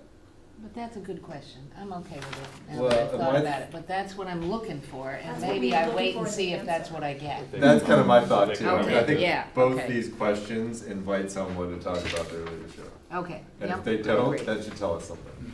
Yep, got it. okay. So I'm going to embed these two questions into the process. Great. Feel a need to approve those? It's up to you whether you want to formally adopt Let's this. do it, just no reason not to. Yeah. Motion to approve those two questions? I move we approve question 13 and 16 and the 13, sorry, 12 and 18, I'm sorry. I can't even read 12 and 18 in our advertisement for superintendent. I'll second. Discussion? All those in favor? I, Opposed? Great, 12 and 13 is it, or 12 and 18 is it? We modify 12, right? So let's have a conversation now about your budget for this You got- body of work. just where Grant is. And budgets for this stuff are just, challenging because every search is different. Some searches you've got all in-state candidates, some searches you don't, and that affects cost. Some boards like to just, shoot for the moon with all kinds of advertising. Some like to sort of make it a bit more narrow and a bit more cost efficient. So What I've captured here are just costs that I think, frankly, is a responsible budget, with the exception of, I just don't know. Is it Q and R? CQ. CQ strategies. So that would be a cost that would either be separate from this budget, or you'd want to fold into this budget, I think is the two ways to approach it. I think it ought to be separate. Yeah, I think- Separate. Okay. The VSBA contract is a fixed cost, mileage is an estimate. Office expenses would be reimbursement to your central office if there was a need to reimburse for these kinds of expenses. Advertising, this is a big number, and if you don't care to go hog wild with major city newspapers, it won't cost as much. This is a rough back of the envelope estimate of a whole lot of, in my mind, excess advertising. You're going to want some food probably for the community forum when your citizens come out. You're going to want to pay for your finalist dinners and so forth when they're here that final day. Perhaps travel support for finalists, that's, maybe. Anticipate that. Transition costs, if there's time, ideally, for there to be transition between your outgoing superintendent and incoming superintendent before July 1st. And then some miscellaneous costs for to round it up to 13.5. So I think it's a responsible number. Frankly, I don't think you're going to spend this much on these expenses. But I think instead of having to come back to you for repeated dips into the bucket, I wanted to give you a responsible number to work with. So that is my recommendation, a budget of 13.5. And I would also just tag in here that this is a superintendent search for the new district, the new merged district. Right. In my mind, this seems like an appropriate use of the merger grant money to find a superintendent for the new merged district. Yep. So my intention would be to use that grant for these costs and potentially the CQ strategies costs. Perfect. So you don't need to make a motion on that, I just wanted to make sure that I was seeing head shake, so it's okay when I use that bucket, that you're fine with it. It's And- very sensible. Good idea. And I Mhm. think this budget makes a lot of sense as well. That is probably something you might want to make a motion on. Yeah, I think so. So I move we approve 13.5. Expenses for the Up search to. process. Up to, Up and to. I'll second that, yeah?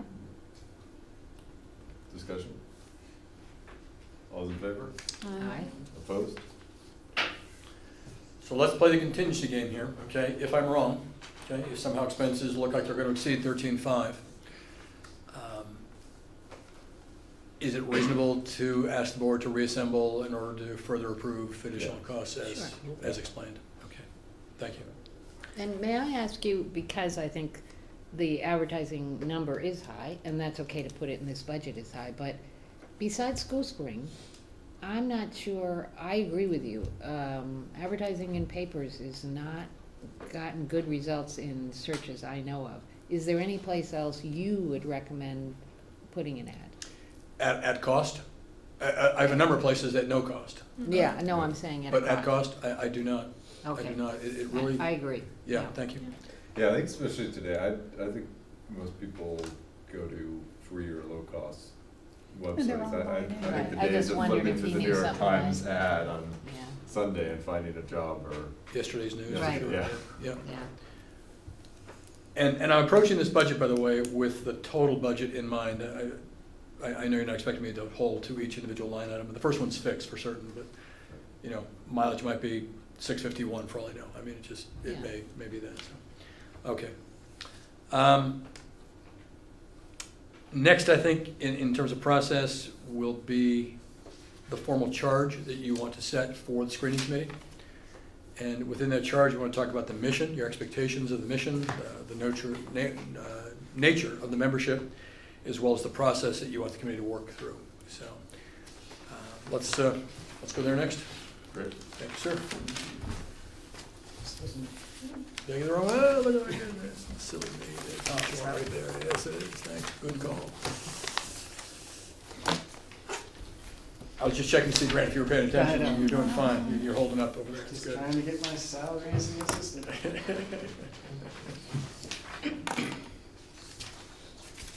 Thanks for being here tonight. So just to prove that I am flexible, that I am a learner, and that I can adapt, I'm going to lose the hyphen in the header there. I can do Yeah. that for you. That's gone, just like that, out of here.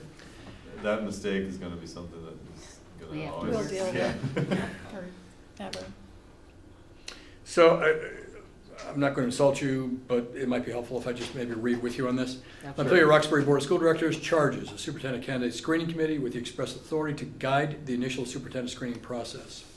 The screening process will begin as defined by the board's search process calendar. It will conclude upon its recommending finalist candidates to the board, parenthetically, or concluding that none shall be as part of this screening process. The screening committee shall work with the VSBA consultant to complete the screening process. The screening committee shall strive to present up to 3 licensed or licensable candidates to the board. Let's lose that meet the search criteria established by the board. The screening committee shall provide information on the finalist candidate's experience, specific skills, and related background details to the board following. That's redundant too, isn't it? No, that's right. To the board finds completion of the initial screening process, but shall not vote on or otherwise rank the finalists. The board retains authority to hire the new superintendent. So it's meant to give clarity to the members of your screening committee in terms of what their job is, what their job isn't, and what the goal of their work is. Keep going. Yep. Yes. It is customary not to have umpteen thousand people on a screening committee because it just doesn't work well with too many people. But it does work better if you can have a cross-section of the organization and school community reflected back on the committee. So certainly this is negotiable, but my suggestion to you, dividing up perhaps a 10-member screening committee, would be a couple of board members, one of whom gets named by you as the chair. One of the 2 board members gets named by you, the board, as the chair of the screening committee. And the other board member gets named by you as the secretary to the screening committee. So there's a direct link back to the board for reporting, updates, whatever communication you're expecting to hear back from the committee. There's a direct pipeline of communication that way. 2 central office administrators, because those are the cats that work most directly, most frequently, most in and out daily with your superintendent. 1 building administrator, 2 teachers, 1 support staff member, and 2 individuals from the parent community stakeholder group. So, how does 10 feel? Let's start there. It feels viscerally good, although Mike McCraith walked through this, and we may want to up it a few for, I think, generally the purposes of inclusion. I think we have at least, for instance, I think we have at least 2 building administrators. In fact, I think we've got maybe 5 building administrators who want to be on the committee, but I think we can narrow it down to 2. I think getting it down to 1 would be hard. In fact, getting it down to 2 might even be difficult. I know it. I think we can do 2. I think it would be difficult with 1. Well, Just given with the this- 2 central office administrators and a building administrator, that Oh, Who- okay. Who is in central Yep. office No, I was besides you? bumping those 2. Who Yeah, else? nope, I think that's good. I think Mary, that's good, sorry. okay, The Mary. right, the one that's But, still you know. left is Mary. right, that's what I thought, we were, That's because right. the other It's ones great. are Yeah. vacant, Yes. Mhm. Oh, okay, then so erase that. I think it with the, would be Grant and Mary, yeah. essentially. I guess so. And then 2 Yeah, we principals. Grant, Mary, and then 1 and a principal. And then the principal. Yeah, I think that's plenty. And to be honest, if there was a struggle that both principals felt so strongly, then Mary and I could maybe, there's 4 of us, and this is. Yeah, so okay. Or actually 5 with, Right, so there's 5, and this is giving 3 seats. So I think as long as 3 is good, I think, we can You can do argue good amongst hours. ourselves. Okay, sorry, I was misreading that. I think we're fine there. I do think we probably want 3 parents, community members, both for inclusion and also, I was thinking 1 from Roxbury and 2 from Montpelier.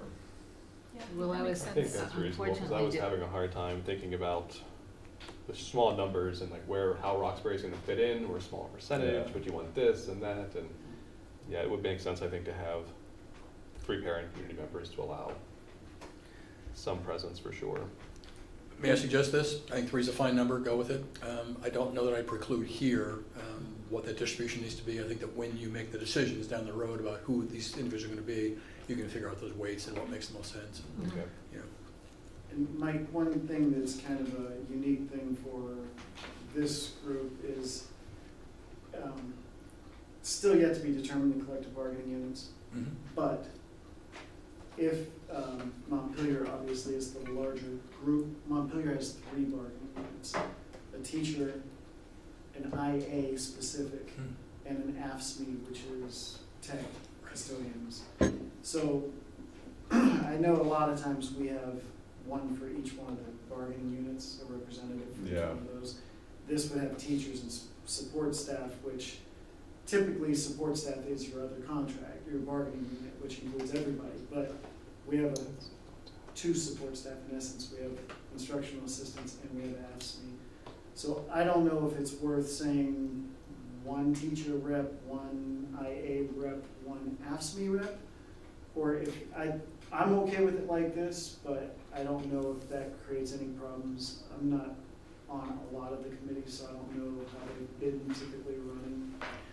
One approach could be that I suspect each of those 3 labor groups has some sort of leadership structure. It might, as the board reaches out to the various constituent groups, the principals, teachers, maybe reach out to the 3 union leaders and just say, can you cooperate on a recommended representative representing labor? I would say that those 3 would 2 be the right other, number.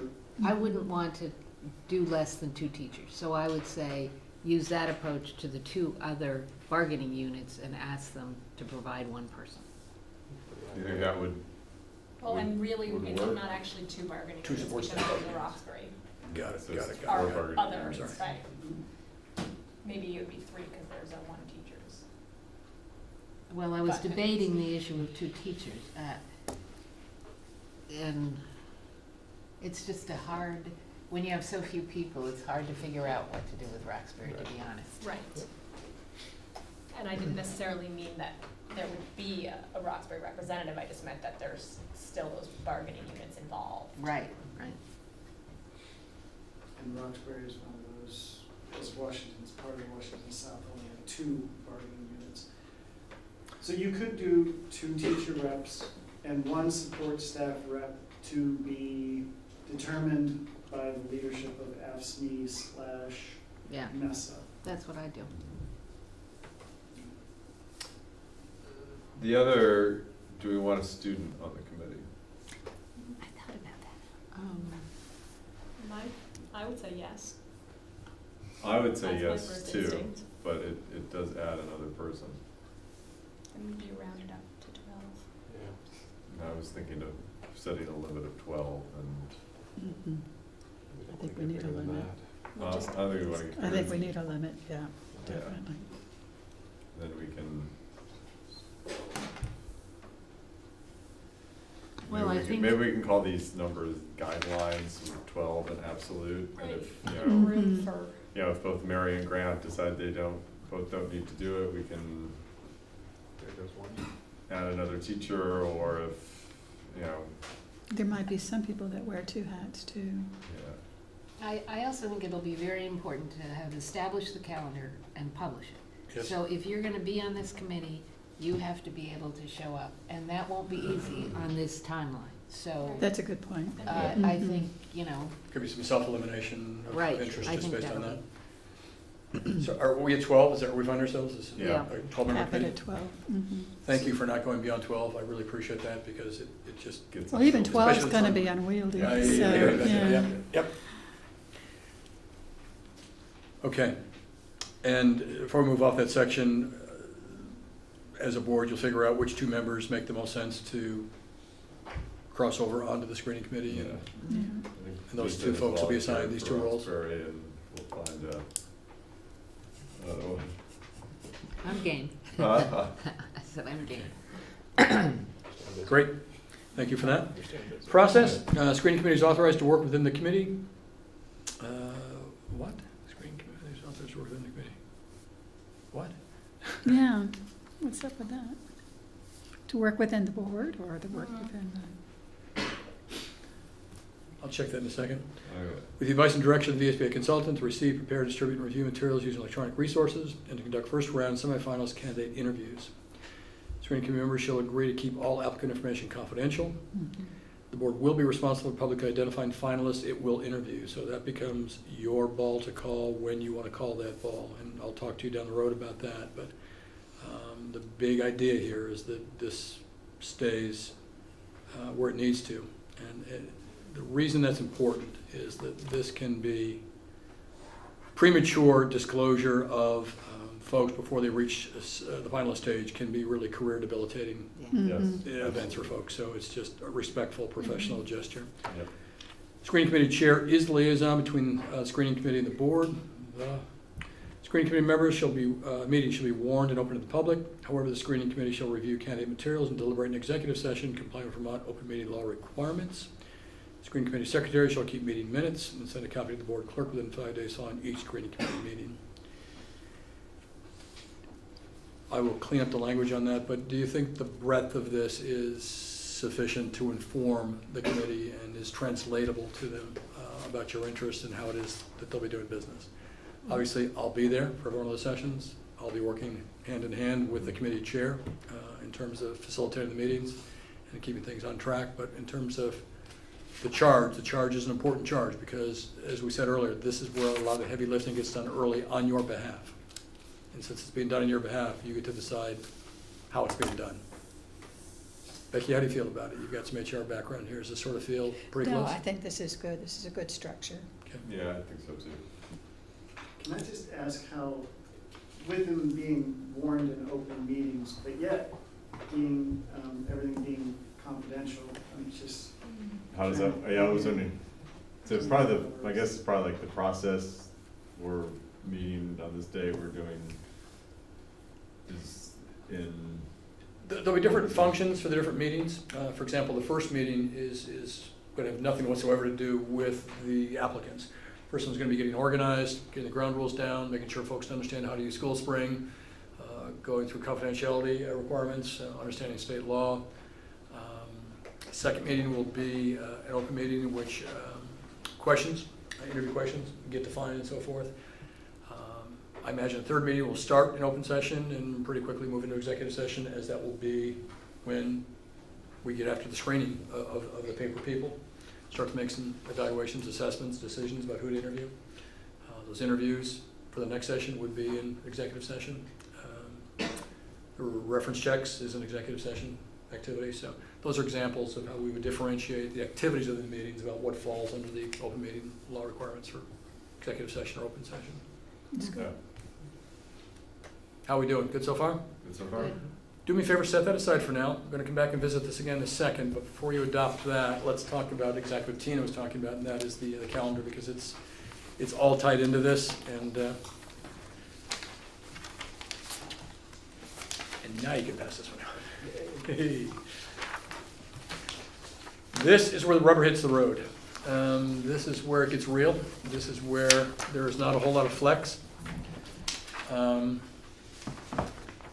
My experience is that screening committees feel abused if you work them on Saturdays and Sundays. So we're going to try to avoid Saturdays and Sunday meetings for the screening committee and try to confine it to the work week. But some noteworthy dates are some board meetings that we want to avoid those nights because you've got some membership on your boards that are serving on the screening committee. So that would be, as I understand it, May 2nd, May 16th, and June 6th. Those sound familiar as Yes. upcoming meeting dates? Yep. Okay. You got Memorial Day as a holiday on the 28th of May, and you've got your graduation on Friday, June 16th, or 15th rather. My interest for you on your behalf is to get this done before graduation. That's really where my head is on this.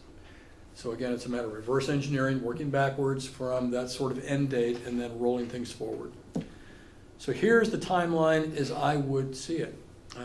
Tomorrow, based on what you've done tonight, and thank you for what you've done tonight, we begin advertising tomorrow.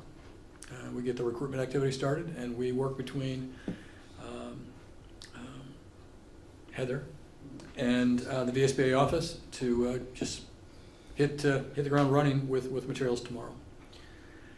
I would hope that by May 4th, not later than May 4th, you would be able to convene It'd be a special meeting, I imagine, unless you could do it on May 2nd. I mean, that's your call, whether you can work it into your agenda that night or not. And name names to the screening committee. So that means you've got to have some way of doing that. And we want to talk about what that looks like. You want to have some process by which you're putting the word out that, by the way, we've got this thing called a screening committee. By the way, it's going to meet on these dates. By the way, we'd love to have you consider sitting on it. And by the way, here's how you let us know you're interested in doing just that. So that would be May 4th, operational deadline for you naming the committee.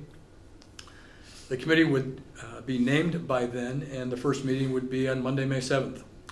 I would imagine, well, I would prefer, and I think a lot of folks might prefer this be a late afternoon meeting, like maybe, I don't know, what time school get out, 3 o'clock, 3:30? What time's your? 3. 3? Right? That's 3. School's here, I think it's 3. Yeah. So travel from Roxbury, we got parents, we got working folks, we got a whole bunch of folks, maybe start like at 4 o'clock? 4 o'clock meeting, Does, start and Roxbury ends at 2:30. 2:30? Yeah, so it can. So maybe even 3:30 could work then. So late afternoon is what I'm thinking for most screening committee meetings. And that ought to be clear too, Tina, in terms of what folks Yep. check their calendars and availability, not just for dates, but for times as well. Thursday, May 10th, the screening committee will meet a second time that week. And that's the meeting at which they develop interview questions and talk about the interview protocols and just get their ducks in a row. Because at the end of that next weekend, May 13th, which is 3 weekends from now, is when the applications would close. So I'd love to give you 4 weeks, but frankly, I can't. We're going to work with 3. And that's what we've got to work with, and folks know it. What's most important, I'll bet Becky can back this up, is for working folks out there, they like to file applications on the weekends for the most part. That's when they can get after That's it. a lot of work. Yep, when it is it's a lot of work to do it, done. and Mhm. that's when they can organize their thinking, organize their time, and I like the fact that we can get 3 weekends in before May 13th. Yep. On the 14th, the day after, is when the screening committee meets the 3rd time, and they're going to be screening the completed applications, starting to make some assessments, determine what semifinalists they want to meet as not just paper people, but flesh and blood real people. We then get those folks in here the following week for interviews before the screening committee. Screening committee is going to take roughly a week until about May 29th to do its due diligence on reference checks with those folks and make the final decision on the 29th who they're going to be forwarding to you. And then you come out of temporary hibernation on this project and you plug right back in again, and it's going to be your time then to deal with the finalists that are remanded to you by the screening committee. What that means is you'd want to have a meeting probably the week of the 28th, the holiday week, Yep. in which you're doing your final planning around your big night with the finalists. You and I would sit down, we'll figure out a schedule, we'll figure out a protocol, we'll figure out how you want the committee forums run, you're going to figure out who's going to play host and hostess to the various finalists as we're showing them the district, and how we're getting dinner reservations made, and all those levels of details will be taken care of that night, so that the following week, we get after your interviews of the finalists. Okay. Not a whole lot of time for wiggle room here, but we can do it. If you can get it advertised tomorrow, I think that's a key part of it. I agree. Yeah. It Yep, takes no time to put it up on the school screen. exactly. Oh, We have our application deadline of May 13th. Is there anything happening in essentially New England, school-wise? Are there any VSBA meetings? Are there any superintendent meetings? Is there anything brewing in the education calendar? On that weekend? No, just between now and the 13th, that we should target to get our vacancy announcement to? Yes, and the VSA office has that calendar, the VSBA office has that calendar, and, yeah. So They'll it's, put so it- they're not on here right now, but Right. those special events, we will have our announcement at. For example, I have an academy date with a handful of aspiring superintendents meeting the first week of May. Okay. good. So just along. So that's an example. That of stuff is one of on the many radar. examples in which we will absolutely have this out there in front of people. Yep. Frankly, they'll have it before then, but.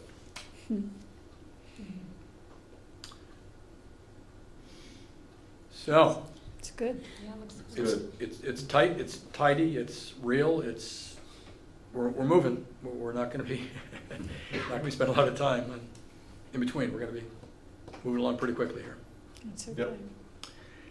What would be wicked helpful is if we could at least pinpoint what date during the week of June 4th or June 11th you want to do this. A special board meeting, interviews. Well, the special board, there are two special board meetings. One is the organizational meeting Right. for the big night, and the other is the big night. Less important to me at this minute is the special board meeting the week of the 28th. But if you're ready to decide both dates, that's great. What's far more important to me is that I be ready to communicate with applicants. Clear your calendar on this date in case you're a finalist, because that's the night you're gonna have your chance. And the sooner I can put that information into folks' hands, the happier everybody is, and the more smoothly it works. So we have, school board meetings scheduled for June 6th. Correct. And I assume you've got a regular agenda that night and don't need to double up. And No. I wouldn't recommend double, I'd recommend dedicating your attention just to this for whatever date you set. So Tina, the 6th is out, is what I'm hearing you say? Yeah, yeah. I think I'm out of town First half of June? Well, in the week of the 11th, you want to be making up your mind then. If we have it like as late as the June 13th, that's really to turn that right. Maybe we will have the perfect candidate by then, I don't know. Maybe we will. So on that day, when all three candidates come. Yep, I'm actually out of town the It's a 6th through the big 9th. day, yep. and in the evening, we'll do more of a formal interview. Yep, one at a time. Yeah. They'll be scheduled for 60 to 75 minutes each. You'll have some time in between each one to sort of process what you just learned and heard and thought and so forth. Then you'll see number 2, and then you'll see number 3, and then you'll be spending some time deliberating about all of that. So the idea is, at the end of that night, we've picked or ranked our candidates. Unless you have good reasons not to, yes. Unless you need more information, unless you want to vet something, unless you just need more time to sleep on something, then yes, that would be decision point time. Well, Jim, if you were gonna be here the 6th, suppose we did 2 deadly nights in a row and did the 7th, Thursday the 7th. I think the 6th, I'm actually going the 6th through the 9th. Oh, good, because I'm going the Oh. seventh. No, I can't do seventh anymore. So 4th, 5th, or any day of the 11th works. I prefer the 4th. I just soon get it done on the 4th, Yeah. honestly. Okay. Just marching it forward. If we have people traveling, it's. a Well, Monday, and if so they're it'll be traveling easier. too, that's a good point. They're missing one Right. long day from work rather than in the middle of the week. Yeah, Yeah, so, It's and you're gone the 6th through the 8th? yeah. Okay, well, maybe But the I can be 4th. available if, I might be able to switch my flight from the 6th to the 7th. No, I don't think so. Now that's our annual meeting. Sounds like the 4th. I'm here on the 4th, that works for me. Yeah. What's also, even though it's early in that window, it's fine.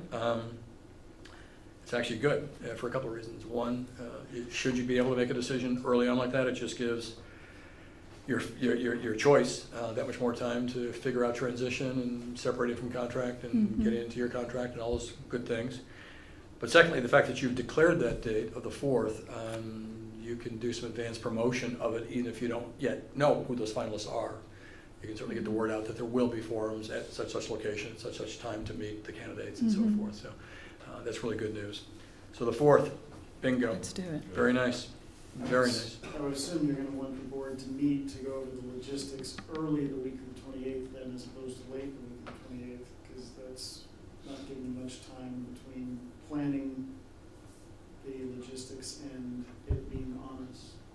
Let's plan to meet the 28th, how about that? Well, That's that's Monday. Memorial that's Day. a holiday. That's a holiday. How about the 30th, which is a Wednesday? Yeah, because the 29th is when the screening committee It's doing something. likely will make their last. Right. So do the Yeah, 30th. And- on the 30th. Mhm. And you don't have to wait for the screening committee. I mean, frankly, you could meet earlier than the week of the 28th. You want to meet the week of the 8th, no, I'm sorry, the week of the 21st is even possible. Because the logistics wouldn't necessarily change Yeah. based on Right. the candidates. It Well, would we're just sort of be- in the Correct, exactly. We're sort of in the Wednesday run, that's why we have our board meetings on Wednesday. I see. That's why I was thinking maybe the 30th. Well, I'm gone again, Oh, What about the 23rd? but I'm there the whole week of the 21st. the I'm afraid I'm jammed up 23rd, 24th. I do apologize. Those are nights that I couldn't help you. 22nd? I Sure. could help you that night, yep. You'll do that? Yeah. That works for me. I was gonna, I'll go home and put this If we on. do on my I was After gonna calendar. try to 6, I'm good. negotiate him to change that meeting on the 21st to the 22nd, if I'm gonna do this. Of The of screening committee? Screening committee meeting, because I'm in a wedding on that weekend. Is there, this is, borders on irrational, but I'll go there anyway. On that meeting you have scheduled Monday for the 21st, is there any chance of doing it Tuesday, the 22nd? Or Wednesday, the 23rd? No, yes. Okay. Yes, for. Yes, I could do the 22nd with you. With that one that you've already got scheduled, the one that you've got scheduled on the 21st, can you do it the 22nd, is what I'm saying. Yes. But And that, potentially, we could double up on meetings that day. And Yes. just do the logistic planning and The Oh. screening committee would meet at 4, and then the board meet at 7, or something yes, like that. yes. Why don't So we do let's, that? let's Yeah. just, that's a really important question. Whatever date we pick, whether we stick with the 21st or move to the 22nd, it will depend on how many folks the screening committee chooses to interview, about how long that meeting is and what time it needs to start. So if you still want to hold a board meeting, or what's going on that night? It's a Well, we were logistics. thinking Oh, of right. scheduling our The logistics logistics meeting. logistics meeting, yep, Yeah. thank you. Let's just pretend that they had 5 folks to interview. That's going to easily be a 5-hour committee meeting. Yeah. So it Oh, would just mean they so start it's- earlier in the day, that's all it would Right. mean That's for all. that group. Yeah, day long. So Day as, long. yeah, Yeah. I'm going to want to modify this a little bit for your clarity as you figure out how you want to get the word out about the screening committee opportunities, about not just the days, but the windows of time in which they might likely meet. I think that might be further useful to your Right. folks' that's what I was consideration. thinking. So let's revisit what we just talked about. Definitely June 4th is when you're senior finalists. Yep. Yep, You're taking the week of the 28th off as a board. Yeah.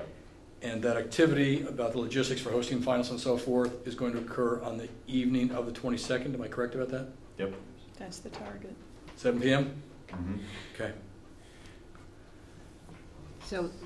so that would mean if the screening committee is meeting, it's just starting earlier in the day? Mhm. Is Yep. that what we're Mhm. thinking of? Okay, And it won't start any earlier than it has to, but it's going to have to start as early as it needs to.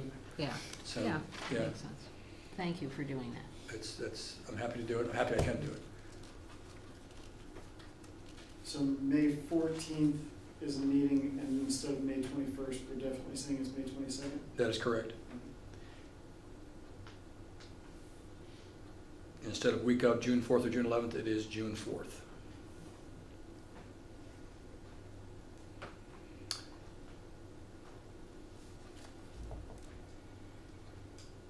And the 7 o'clock meeting is an organizational meeting of the board? What is that meeting again? Remind me. That's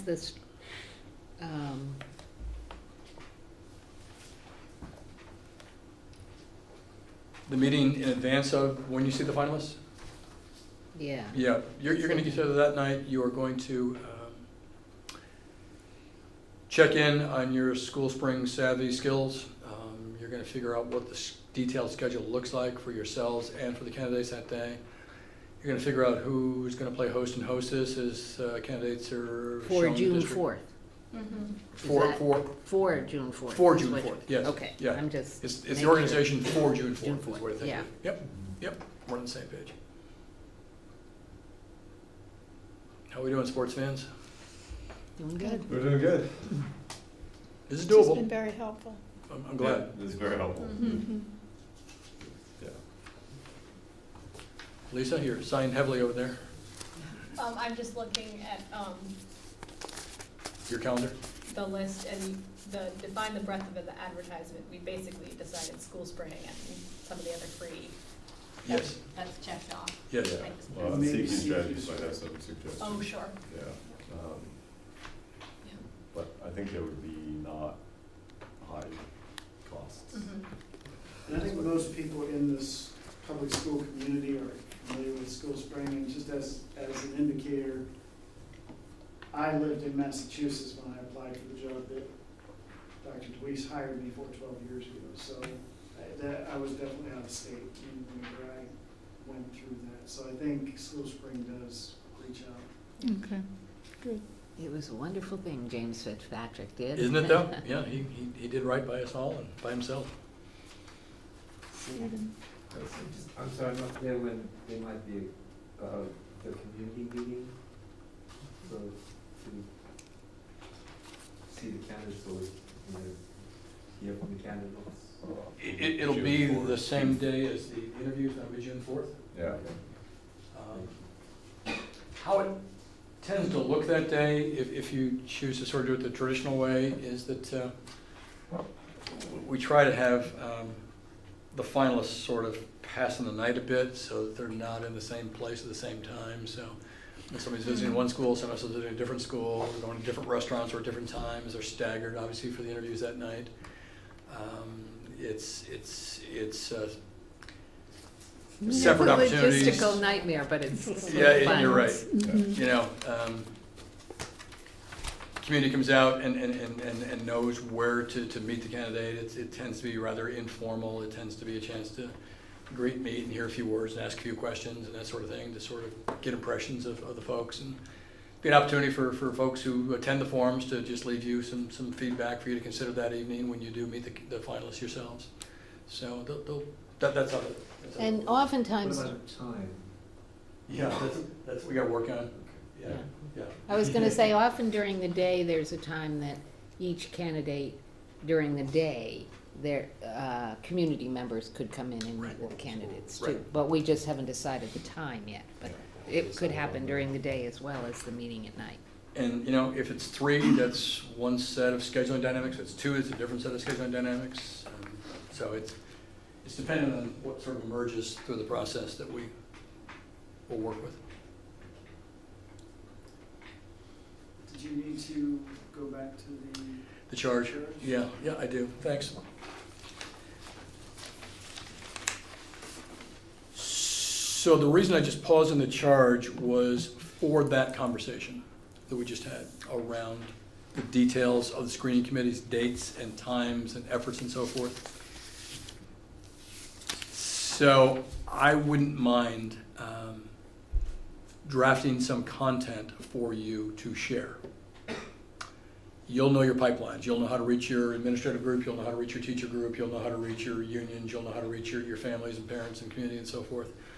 But what I can do is I can give you the gist of what the screening committee work is all about, when it is the screening committee will be working, what it is they'll be doing, roughly what time of day it is they'll be meeting, so that you can then fold that into your outreach to those groups. Is that reasonable? You know, we talked about the time for all of these, and you said 3:30, and I'm thinking 4 o'clock allows somebody who might work to take just a little bit of time The end of the off day. and come to a meeting. Yeah. So 4 o'clock, I think, is I'm on board. better. Yep. Yeah. Yep. I was saying to Mike that I thought we had a good process for the merger committee, for people that wanted to be on the merger committee. You remember they wrote a letter and came to the board. So I think if we open it up and there's some process like that To write a letter or Yeah. something. for the communities. For the community Yeah. folks, Yeah. for the more staff side of things, there's less of that kind of procedure needed, or? Right, And I'm I think we also, assuming- I think we're gonna have to coordinate with the various union reps And the administrative team. And the administrative team. Teachers. and, you know, and hopefully CQ will help us with this. I think we wanna make sure there's not just usual folks that they, Mhm. you know, that we I agree. get a representative group on.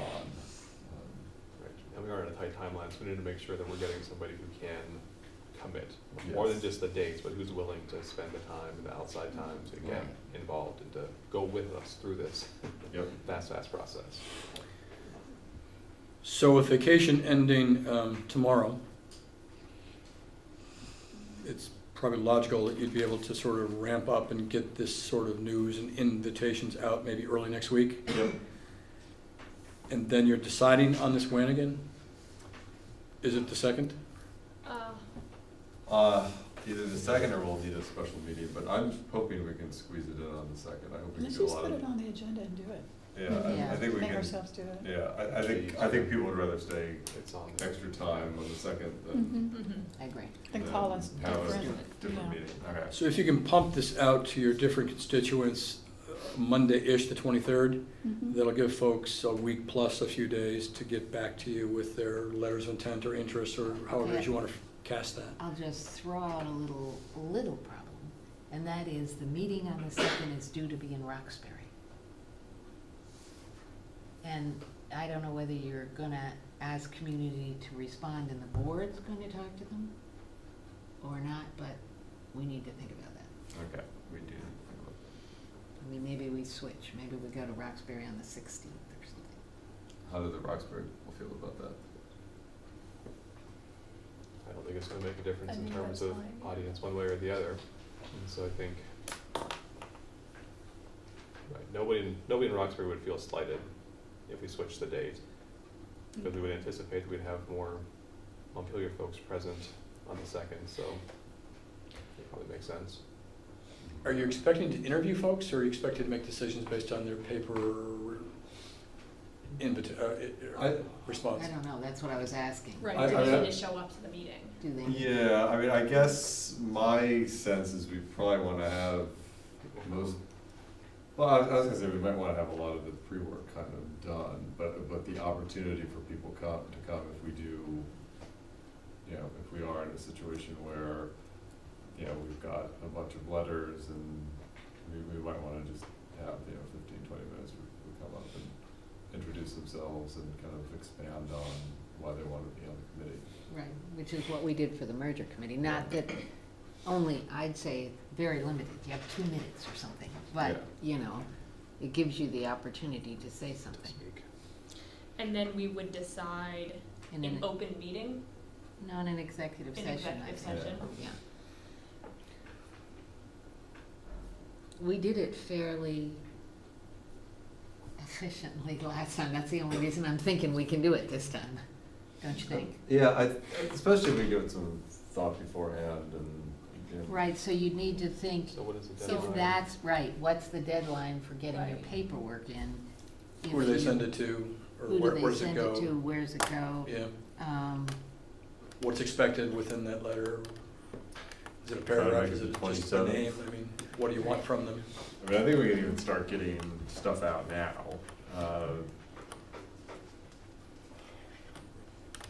Just on Front porch. Facebook, Yeah. some of the, Wait. Front porch. So Well, Mike is right. you'll send Decided. us a draft of sort of a- I'll give you some content to draw from, and Content. you can punch it up beyond that as you need to or want to. So we If I got want- that to you by Saturday morning, is that reasonable? yeah. Okay. For the beginning. Saturday morning means 11:59 a.m., is that right? Is that- You bet. Okay. Just check. Saturday-ish.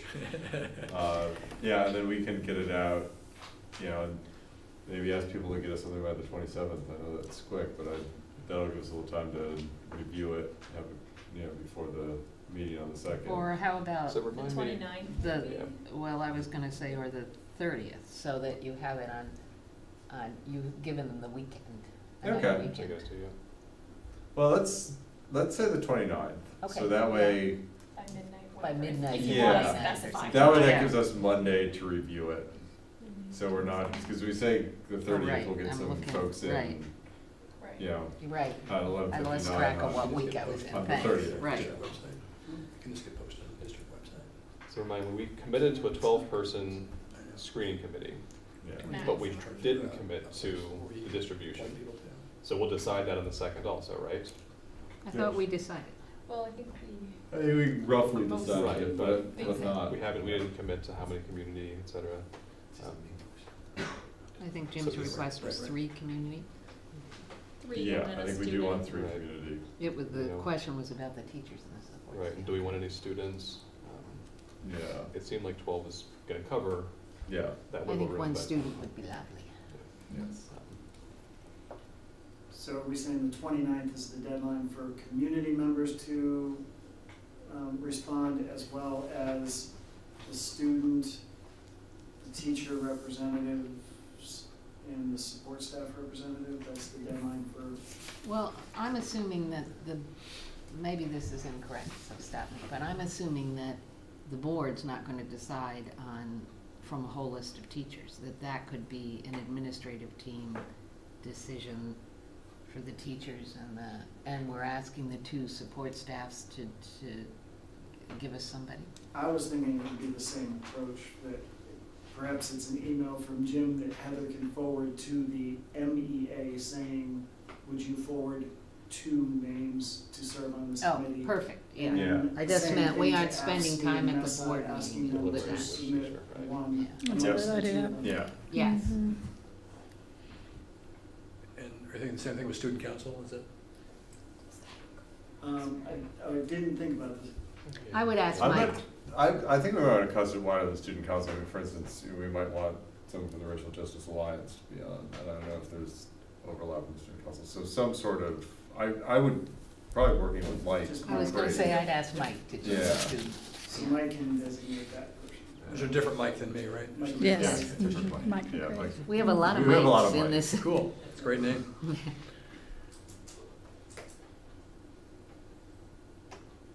Yeah, so if Jim, you could like draft some kind of an email that Heather could send out, that would address the teacher rep, the support staff rep. We can talk to Mike McRae about the student rep. The central office and building administrators can discuss amongst themselves. Yeah, you guys who those work that 3 are out, gonna yeah. be. And then you'll just decide the board members. So really, the only thing you're gonna have to sort through is can you just submit from the committee? And just to leverage the opportunity, in case there is an article or story coming out at tonight's meeting, is there a place that the article can direct people to learn about this? Where would a central repository of this information be? I hesitantly say that Our of website. course could be on the website, but we have a history of problems with that. So what do we wanna say? Did I hear Facebook? Did I hear Front Porch Forum? Did I hear other venues that? Actually, honestly, I should say that. We should be able to get this up on the website. We should be able to get something. So this is a pretty important thing for the district. In a pinch, I've taken some notes on how to post stuff onto the website. So if you're talking about perhaps what, some version of what Mike sent you on Saturday morning and tweaking it Yeah. to put it onto a document that explains what we're looking for, if you, once that's the final product, if you send it to me, I can get it posted on the school, on the MPSBT website under Board of School Directors, even though it's not real intuitive for Montpelier-Roxbury to look there. That's probably the Okay. best we can do. But if you're directed there. Would Monday be a reasonable time for folks to look for that? Is that what you're saying? Is by Monday? I think so. Yeah. Monday? Yeah. As soon as Jim gives it to me, I can get it posted. And I Yeah. will be in on Monday. Just point people to a place where they can learn about it. Thanks.